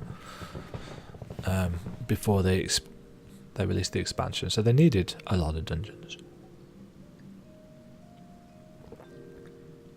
Right, you have selected Regicide. Brother Isumi-san, Isumi-yan rather, would unfold to you the secrets of good King Mogomog XII's magical defences. The wards barring access to the king's sanctuary can only be nullified through the use of enchanted keystones, the self-same method employed 5 years ago when first the king was summoned to Eorzea. He was actually in version 1. He was one of the primals that was battleable in that version of the game, I think. Fairly certain. Yes, he was. It was with great regret that we were forced to sanction the slaying of the guardians who then held the keystones, for none were in our possession at the time. By the grace of the elementals, however, we've been spared that burden on this occasion. Kuplokop confided in me that he has been entrusted with a set of keystones by the Mogul's Guard themselves. Yet wishing not to betray their confidence, he begged me to find some other means to gain entry to the king's sanctum. Alas, I have been unable to do so, and dare not labour any longer for fear that the Mughals might succumb to the corrupting influence of their liege lord. We need to have Kuplokop's keystones. Pray, go to him and beg his assistance. He awaits you at West Shore Pier. Impress upon him our great need, and I am certain he will yield. Right, this quest was a pain in the butt the first time I did it, and the second time actually, because it was really buggy for some reason and kept messing up. And the second time I did it, it was also really buggy and kept messing up. So I'm hoping that they fixed it now.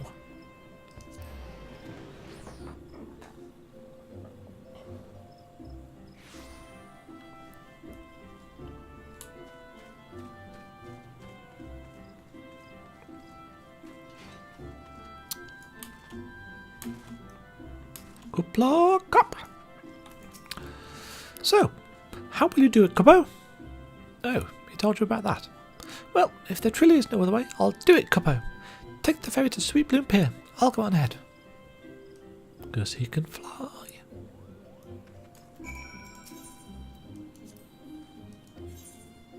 Yep.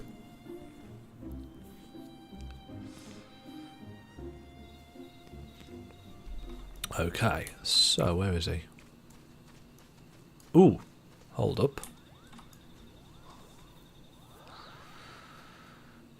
This is the Moggle's Guard. Don't you dare lie to me, Cuppo. I know what you're planning and I won't allow it. Open your eyes, Cuppo. The king will never be satisfied, no matter how many crystals you bring him. Oh no, wait, this is Coupler Cop. Open your eyes, Cuppo. The king will never be satisfied, no matter how many crystals you bring him.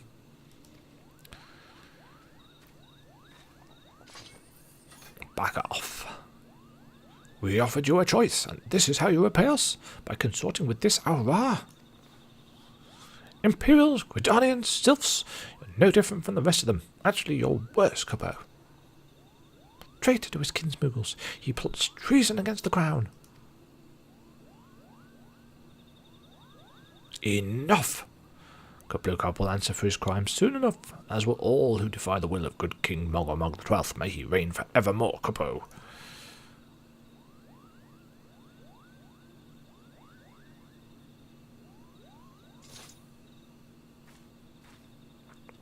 The king is planning to purge the 12th of his enemies, Cuppo. We've got to stop him before it's too late. I just love doing Moogle voices.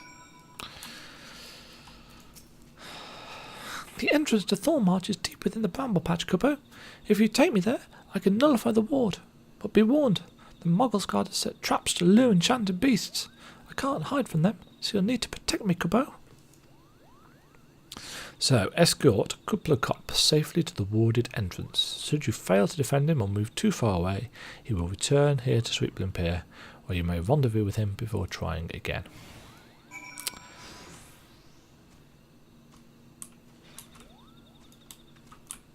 So this is where it was really buggy. So you want to escort him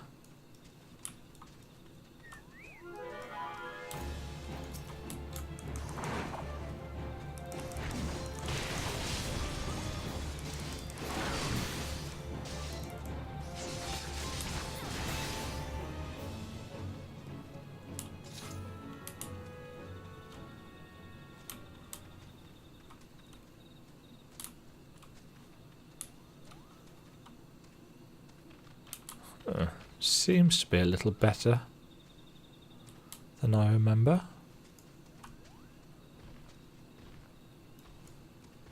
This is good. Watch out, some malevolent squirrels.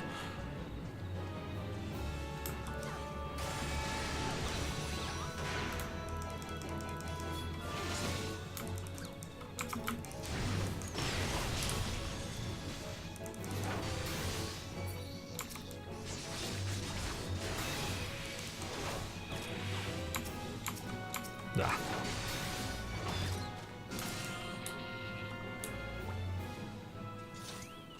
Ooh. Malevolent Galago. The nature of Galagos is irrepressible.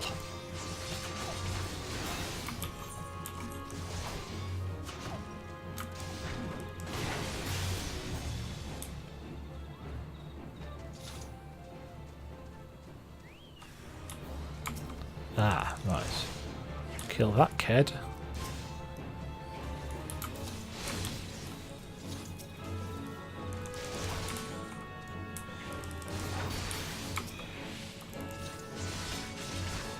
Are we going to die? No, Coupler, we are not.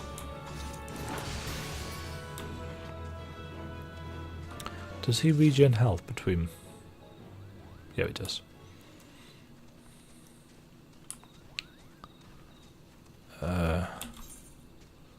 Yes, up here.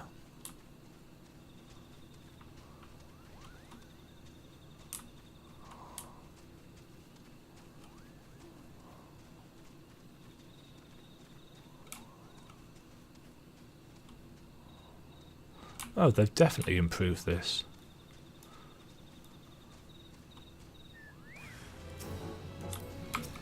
Malevolent seedlings. Oops.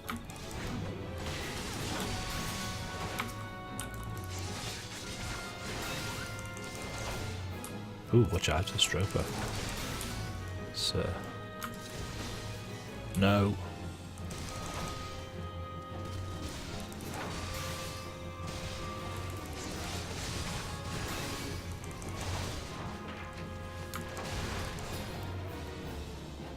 Are we going to die? Okay, this is where we want to be. You can remember that we've been here before. We fought something way back at the start with Papalimo and Ida. But we're here, Coppo. I don't see any more beasts. Do you? Are you ready to face the king, Coppo? Then step closer to the ward. Raise your hand and focus, like when you were tuned to an aetherite. Coppo, I'll open the way for you.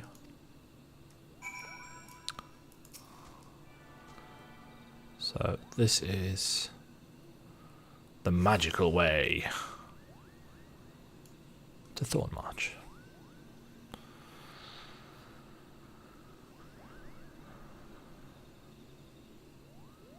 The rest is up to you, Coppo. Now go and teach those foolish Moogles a lesson and send the king back whence he came.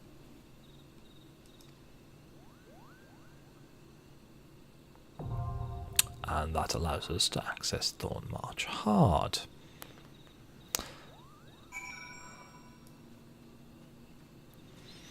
Now, I have to confess that Thornmarch is one of those trials that I'm not very good at. In fact, oh geez, okay. So I can just about remember what to do, but I couldn't explain it to you for the life of me.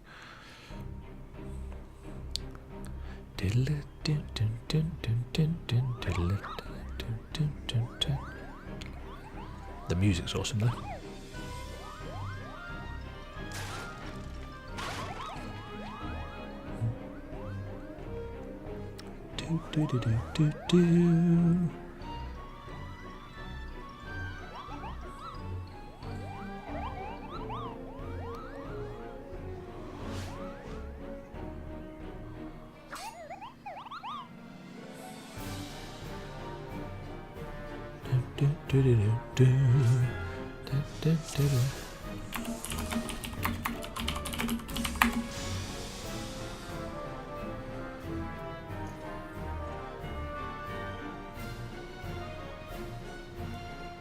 Are they going to explain it to me?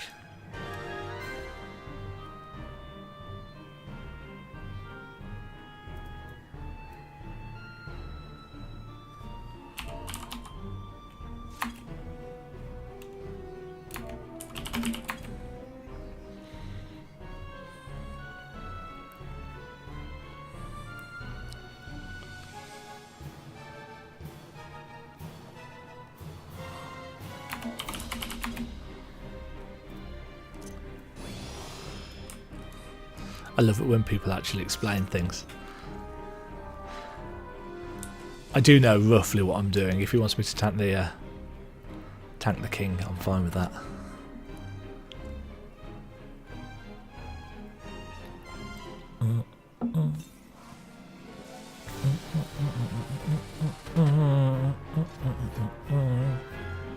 So the basic premise of the fight is that you kill Moogles.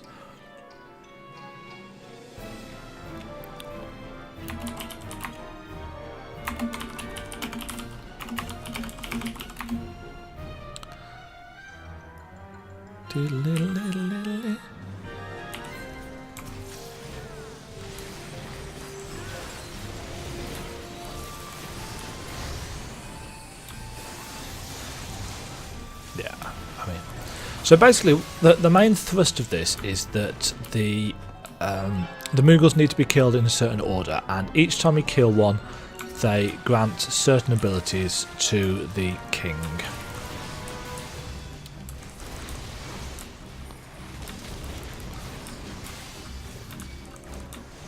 Oh, some of the, as you can probably tell, some of the Mughals can't be tanked either. They will just do whatever they want.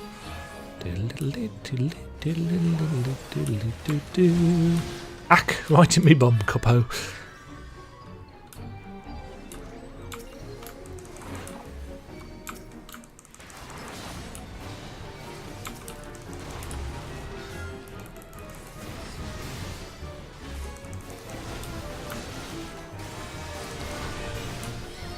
Yeah. The general thing about this part is that you need to kill things as fast as possible, because the Mughals spawn in time with the music.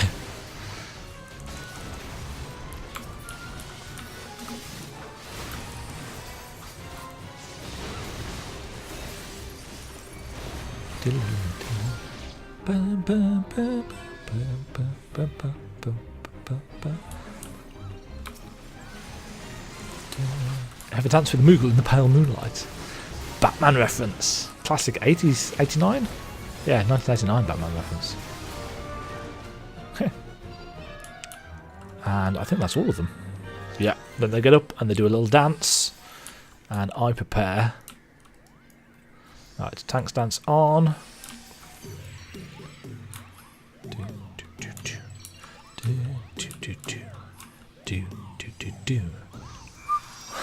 I love this. It's so silly.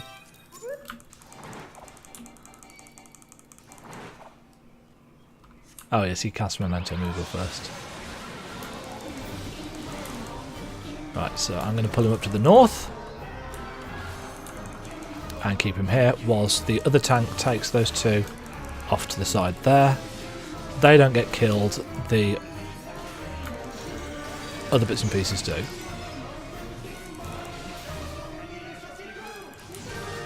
There's a lot of AoEs that you want to not stand in.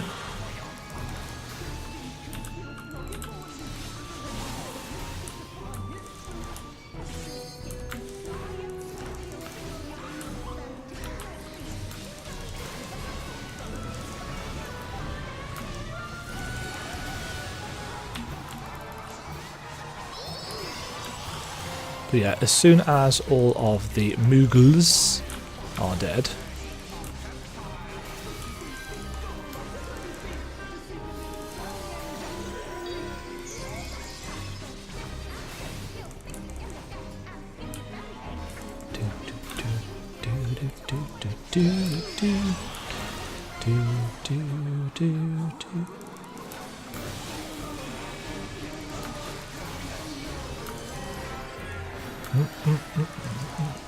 uh-oh, Pom Holy.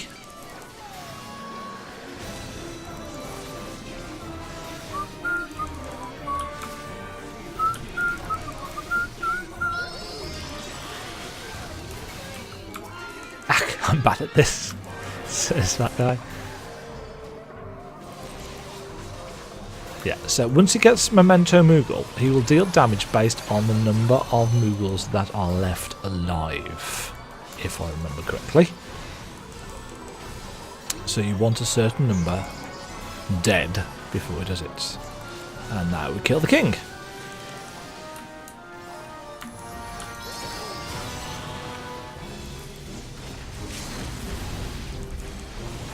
And he did. Sweet.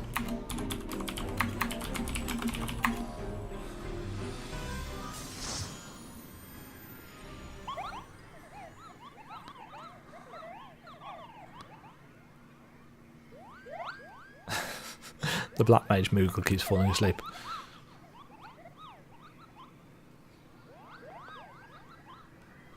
And they are out of here.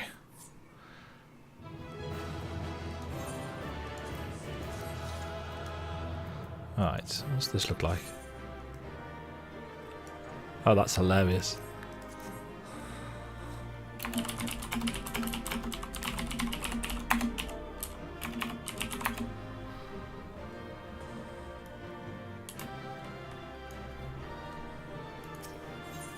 So that's Good King Muggle the 12th. I have selected Regicide. I have decided that he's going to die.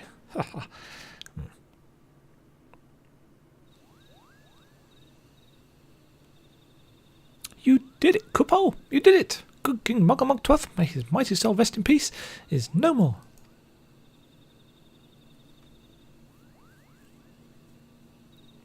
I shudder to think what might have happened had you not stopped the Muggles Guard when you did.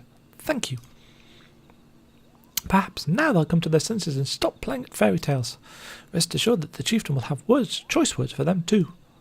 You should go and tell Puckney back that the king is no more, Kupo. She is with Raya O at Camp Tranquil. You can relay the news to the chieftain.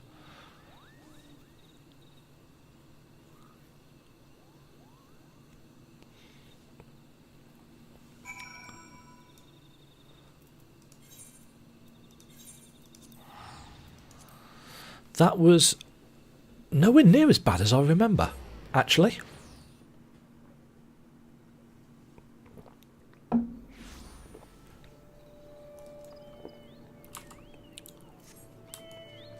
Oh yes, they're down here.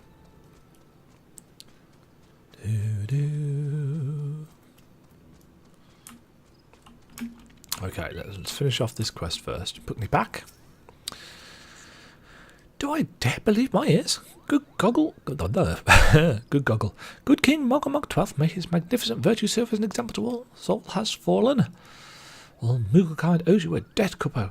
Oh, and since Raya O wishes to congratulate you as well, I shall let you two speak without fear of interruption.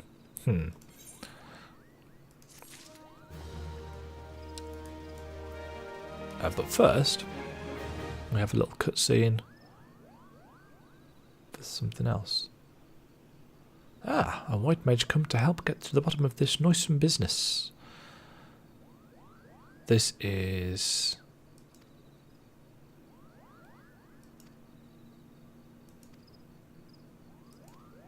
Oh, this is the unlock quest for Amdapur, the Lost City.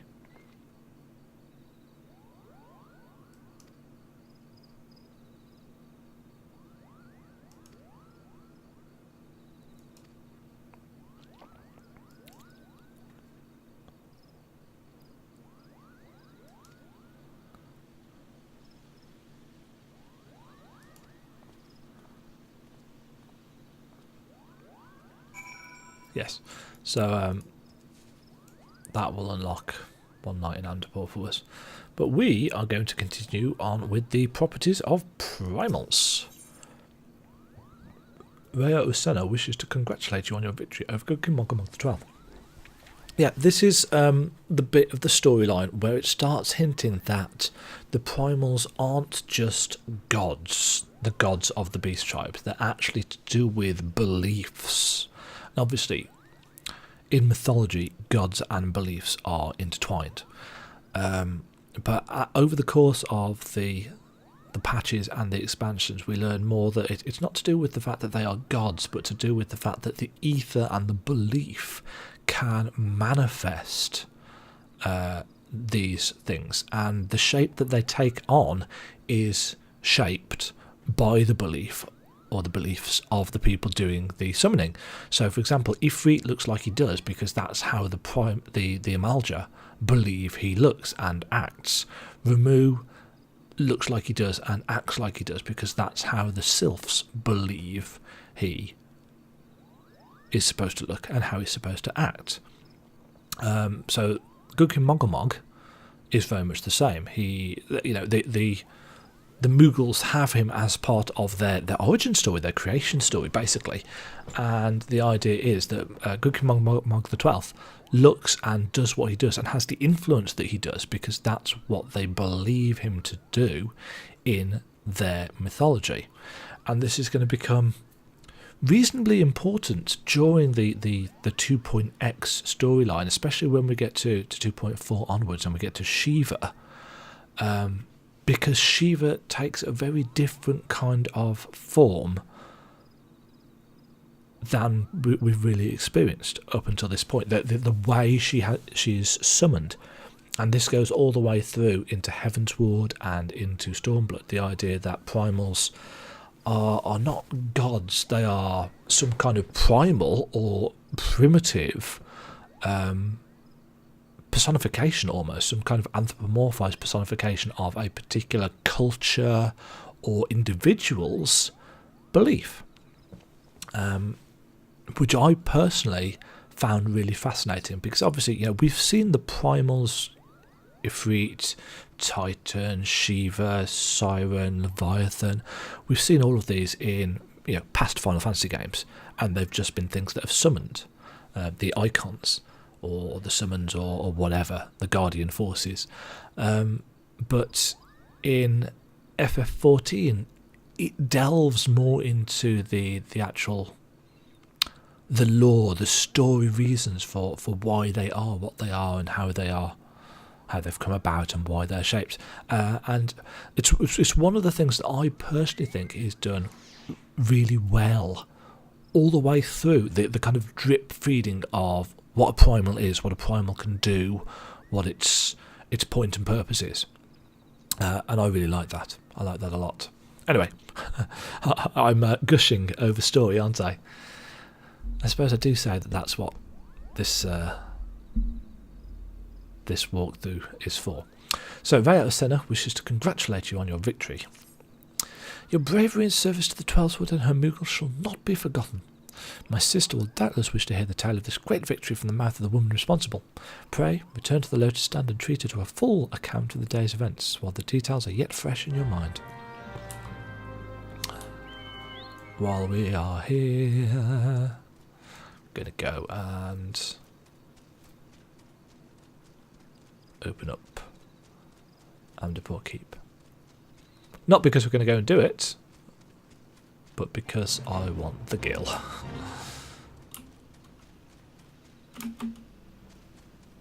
Although actually, Lost City of Amdapur is one of the most attractive instances in the game. Sea Tears have sent word, are you coming? Are you bold indeed to willingly glimpse into the darkness? Lost City festers more and more by the day, and they say you're to lance the boil, eh?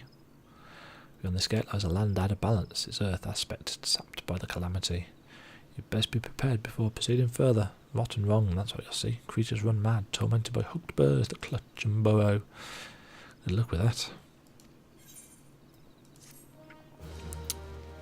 Yeah, the Lost City of Amdapur is a beautiful place, but very, very strange. It's been overrun with kind of mosses and fungus and stuff like that.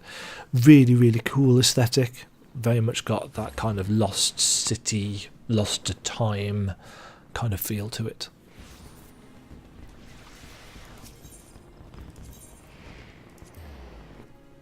I think I might have clicked on the wrong thing there. No, I didn't. I thought we might have gone to the Botanist Guild for a second. The Elder Seeds here is expecting you, madam. May I show you in? Yep.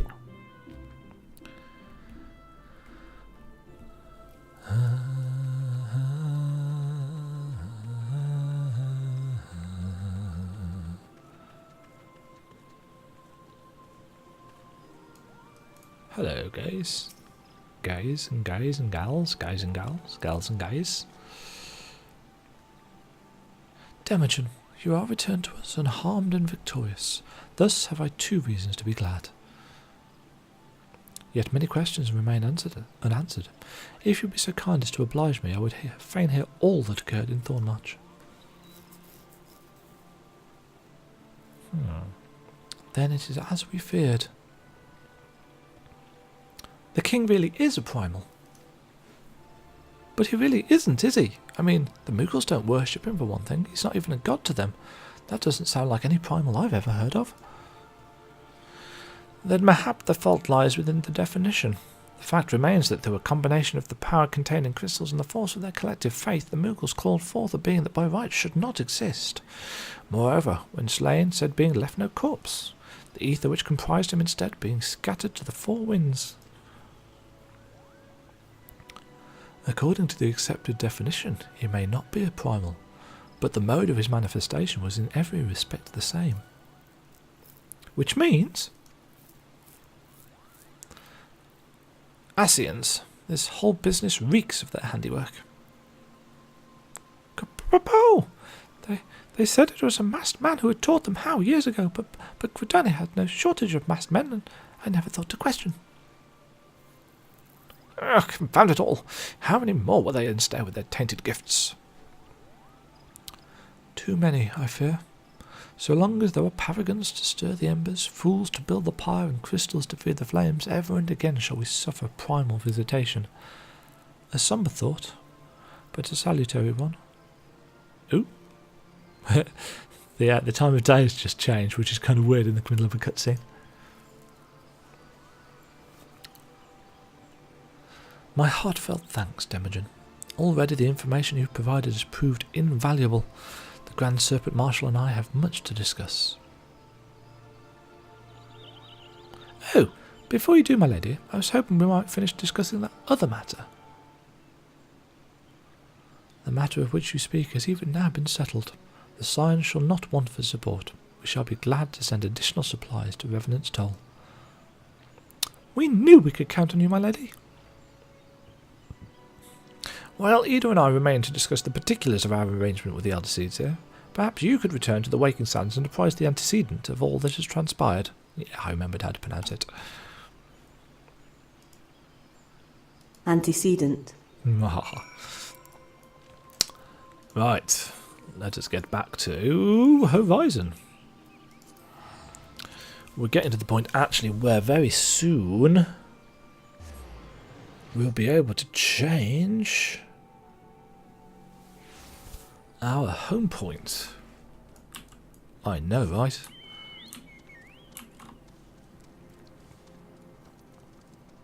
In fact, we're almost at the end of patch 2.1. This is the penultimate quest.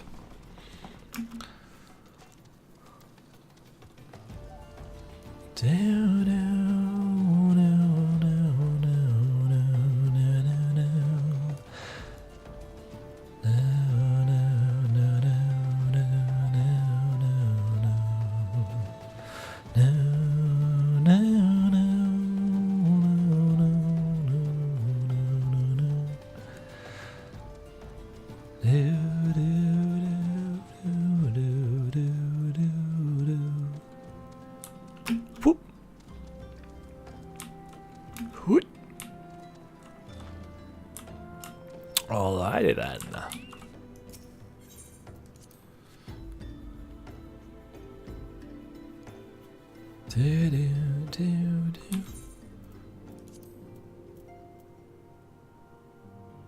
What did we get to choose as our reward for that quest?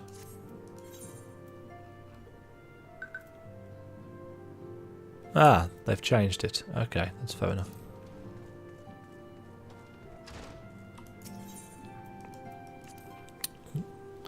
Time to get up and have a little walk around. Is there a cutscene? Straight away? No, right, 2 secs.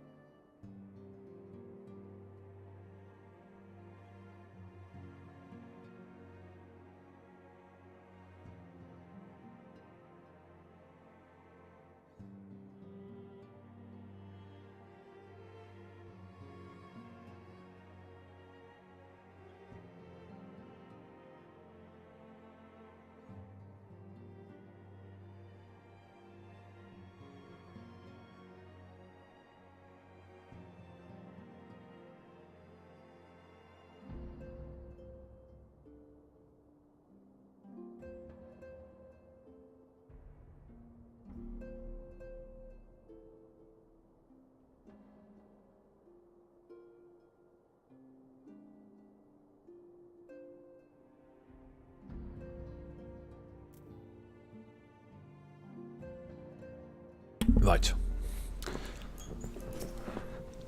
It is good to see you hale and healthy, Demajen. I've received word from Edwin Papalimo that you had felled Good King Mog the 12th, but I'd hoped to hear your version of the tale.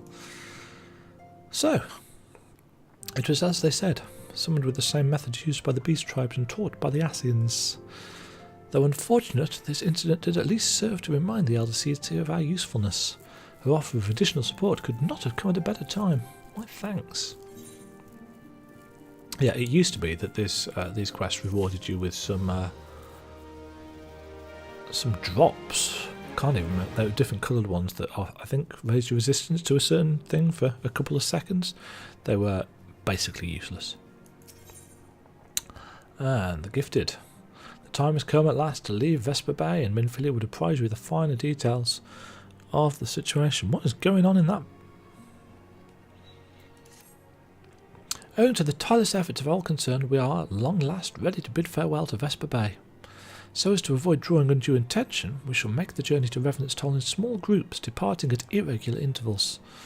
Lest you doubt, it is still my intention to conduct future operations openly, but on this particular occasion the need for caution overrides all other concerns. To move north as one ponderous caravan would only serve to invite attack. It seemed only right that I should be the last to leave, and I would have you remain with me until the end. Upon my departure, the Waking Sands will formally cease to be our headquarters, and the premises will be given into the care of Urianger. I had thought to relinquish the property, but he was quite adamant, and I had not the heart to disagree. These walls have borne witness to some of the brightest and darkest moments in our order's history. Perhaps it's best that we do not forsake them entirely. Urianger shall remain here, and devote his energies to studying the nature of primals. By the grace of the 12, he will one day discover the permanent solution that we have long sought for. Of course, he will not be alone. Elise shall continue to work closely with him as well. That's kind of... Buzzy fly. That's kind of an odd thing. If you haven't been doing the Binding Coil, you don't actually realise that Alice and Urianger have been conversing. Isn't the word I'm after. No, talking about stuff. Corresponding. That's the one. So yeah, it's kind of out of blue, but whatever. Should they require our assistance, I have their assurances that we will not hesitate to contact us. Speaking of Urianger, would you inquire of him if any tasks remain undone? I cannot escape the feeling that I've forgotten something important. Like maybe removing Tipsamati from the big case at the back, possibly.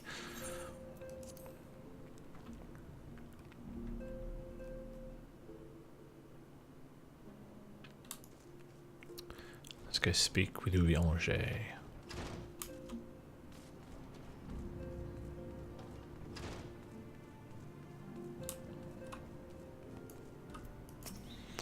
Thou art ever welcome, Demajen, but I require no assistance. Pray, take thy leave unburdened by concern for my well-being.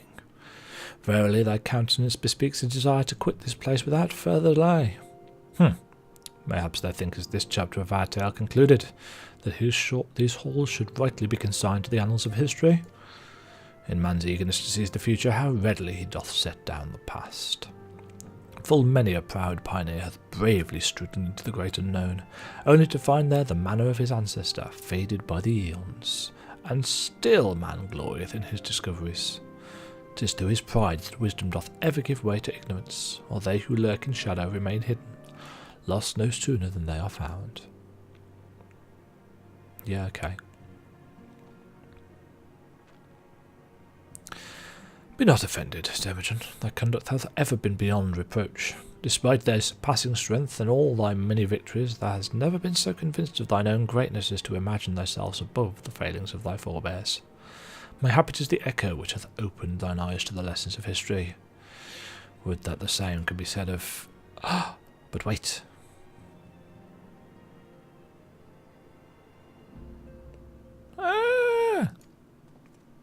Whence came that cry? The solar, 12th of Nth, the antecedent. Something's going on. Minfilia's been attacked.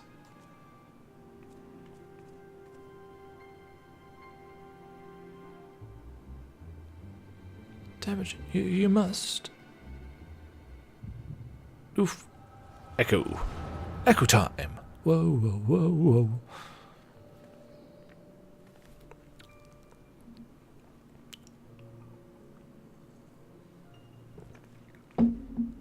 So she's taking a little last look around. And she's taken down to Samati. Tell me, Louisois, would you have done the same? Louis Levier was a remarkable man, wise beyond mortal measure. Would that I had met him prior to his passing. An Ascian in white. An Ascian? Here, how? How readily you see. You are indeed gifted antecedent. But you are not like the others. Your robes are a different colour, yeah. Gifted, but ignorant. Yet I shall not judge you harshly. The fault lies with your forebears. It has been millennia. Mine are the robes of an emissary, and like he who came before, I have no quarrel with you. He who... You speak of La Habrea? La Habrea is a warrior. He fought, he fell. He may yet learn from his mistakes. Then he still... Come, I only confirmed that which you already knew. Yeah, we knew he wasn't dead. They are eternal and endless. They can't die. There is no cessation, no oblivion, only expulsion. You, what a...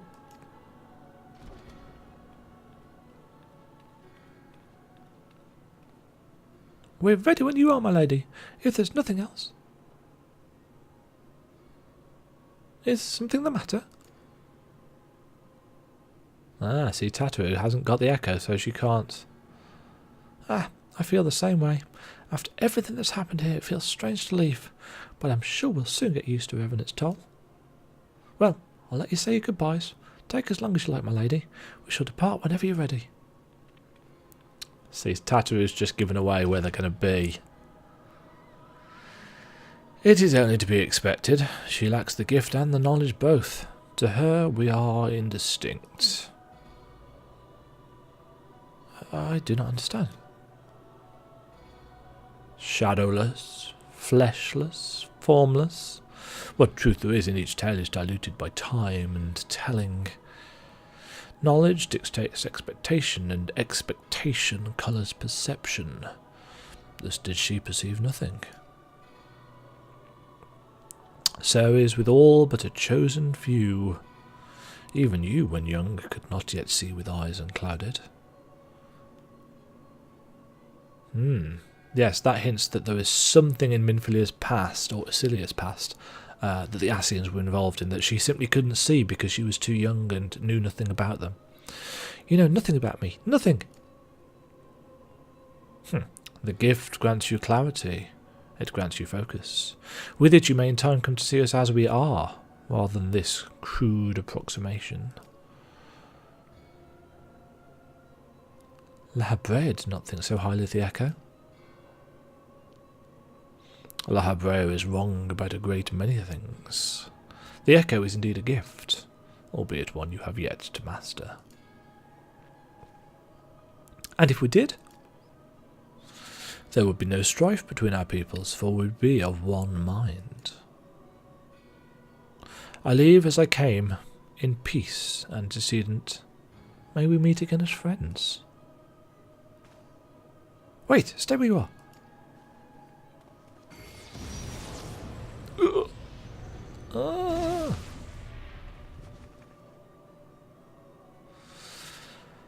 Mayhap I was indelicate. 'Tis a mercy she shields her children from his grace with such resolve. She being Heidelin, her children being people with the Echo, his grace being Zodiac, as we learned at the end of 2.0, Zodiac is their god. Was it also by her hand that you survived the Ardour, I wonder? I can't remember what that is. Hold on.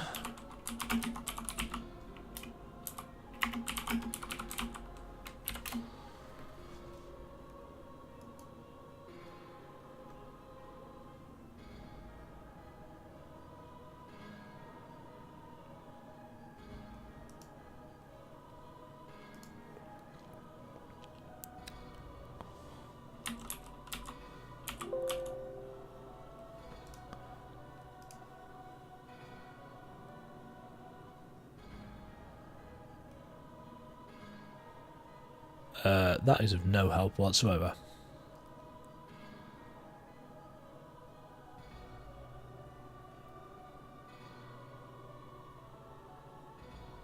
Oh, the Ardour is the calamity.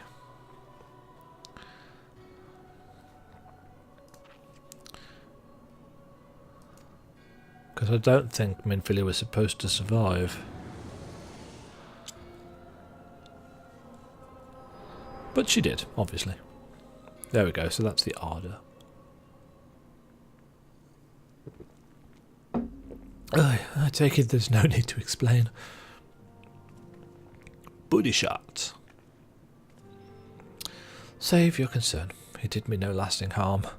Whatever his intention was, it was not to kill.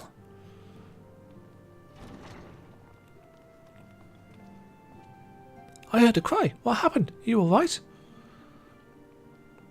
You look faint. Do you need to lie down? I can fetch you a flask of my special tonic that we helped make with that tea. Urianger, send word to the students of Baldesian. Tell them to scour the archives, the forbidden tomes in particular.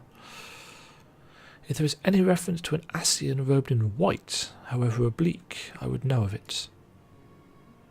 An Ascian, my lady? Was that what gave you cause to cry out? I did but moments ago glimpse a figure clad in white set forth from the waking sands. Yet Ascians are wont to employ teleportation magics. Why would one be so brazen? I know not and I cannot. Find him, Demajen. Turn every stone in Vesper Bay if you have to. Pray, attend me, Tartaru.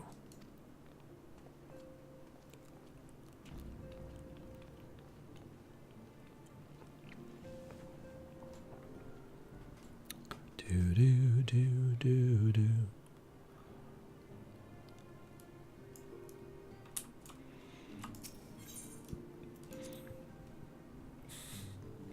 So here we get a little bit more understanding of the hierarchy of the Ascians. Well, not a huge amount, but we know that they possess people through the use of dark crystals. We know that they can be expunged from people that they've possessed through the breaking of that crystal. We know that they have got... oh, hold on.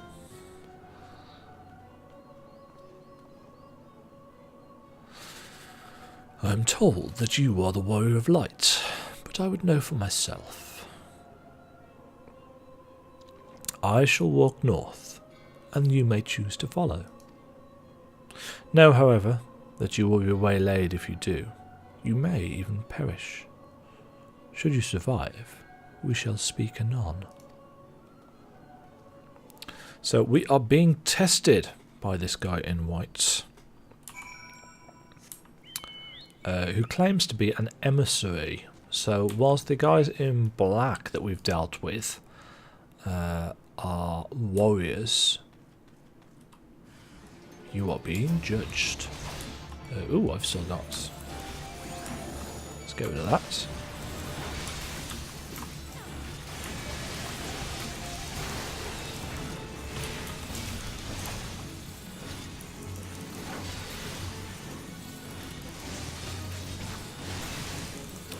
Yes, we are now being tested by the Ascian. Because remember, we've only reasonably recently been given the title Warrior of Light.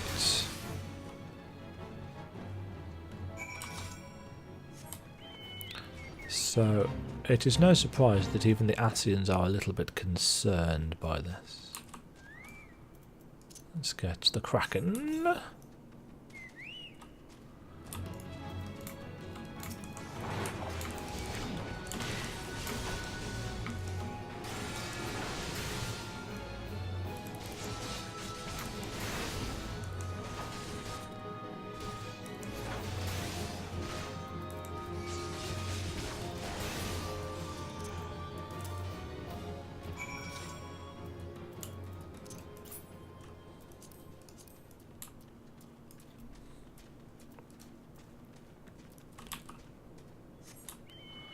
I was just messing about with that. I've got Shield Swipe and Spirits Within macro together, but there's really no need now.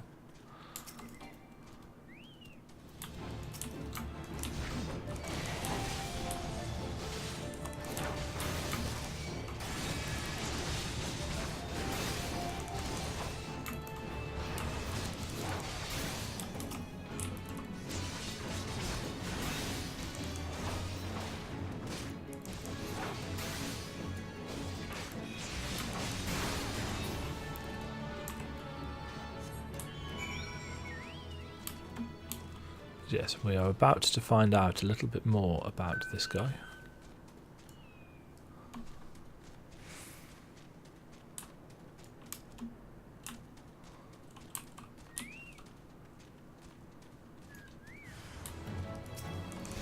Right, so these are the black guys, the black-robed guys, I should say.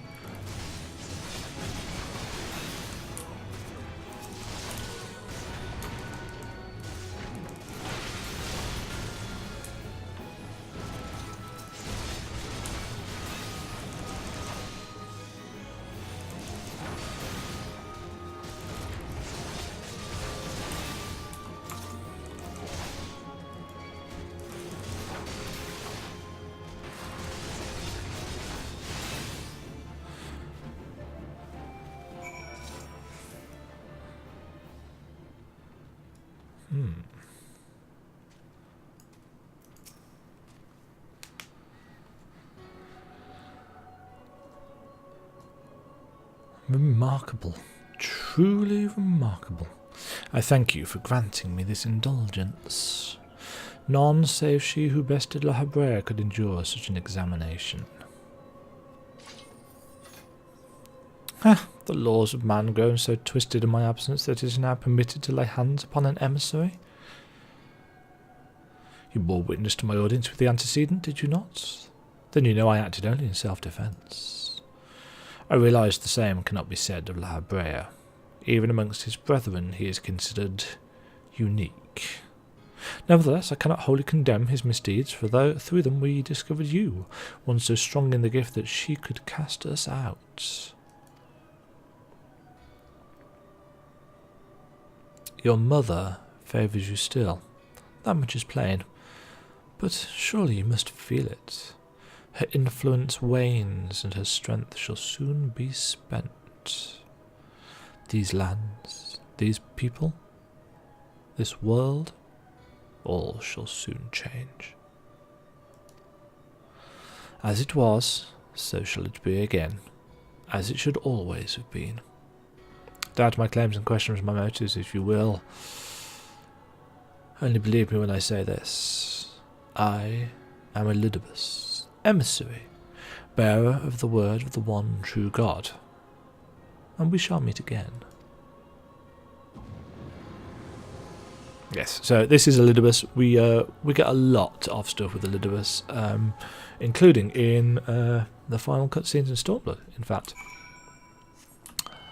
Elidibus is an emissary. He is somebody who brings messages, basically, who seeks peace treaties. They do truly believe that people with the Echo are gifted and in some ways have a similar purpose. But we don't necessarily know what the purpose of the Ascians is just yet. We know it's something to do with Zodiac, and we know it's something to do with darkness. But we don't know exactly what. We will find out, and it is actually quite interesting. It's almost like the framing device for the other stories that we get in Final Fantasy XIV.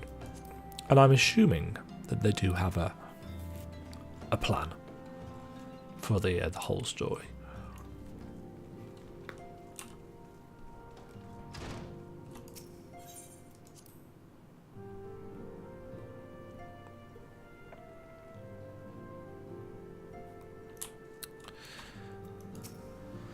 Thank the gods you've returned, Demajen. After you left, I began to worry that I might have sent you to your doom. I take it our visitor proved elusive? Beg pardon? He was waiting for you? What did you do? What did he say? As it was, so shall it be again. Of when does he speak, and of what exactly? The words of this Elidibus portend much, but reveal nothing, save perhaps a measure of disdain for La Habrea. I'd hope for answers, but it seems I shall have to be content with a wealth of additional questions.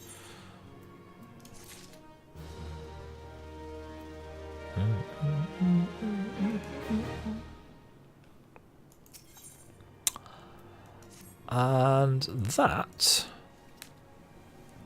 was the end of patch 2.1. I know, it's a bit of a weird end, especially since the next patch is the one that has you moving. But yeah, that's it. So we get a bit more on the Asians, we get a bit more on Minfilia, we get a bit more on Primals, all in all actually.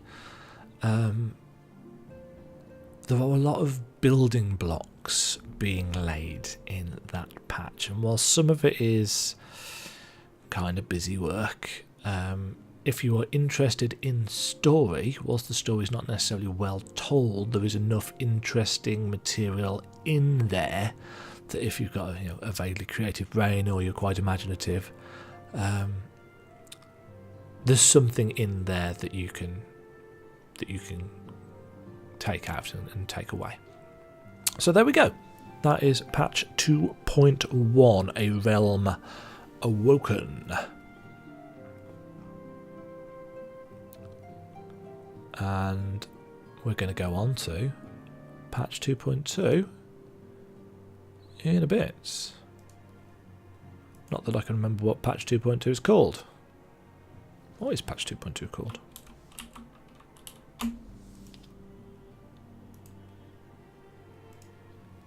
Ba, ba, ba, ba. 2.2 was... Oh, Through the Maelstrom. So yes, 2.2 is going to be our move to Revenant's Toll in Mordona, and it's also going to be our battles against Leviathan, which is pretty interesting, to be honest. So there we go. I'm going to end this chunk of stream here. I'll be right back. The only reason I'm cutting it here is so that when I upload it to YouTube, it will. I look like I'm in Minfilia here, don't I?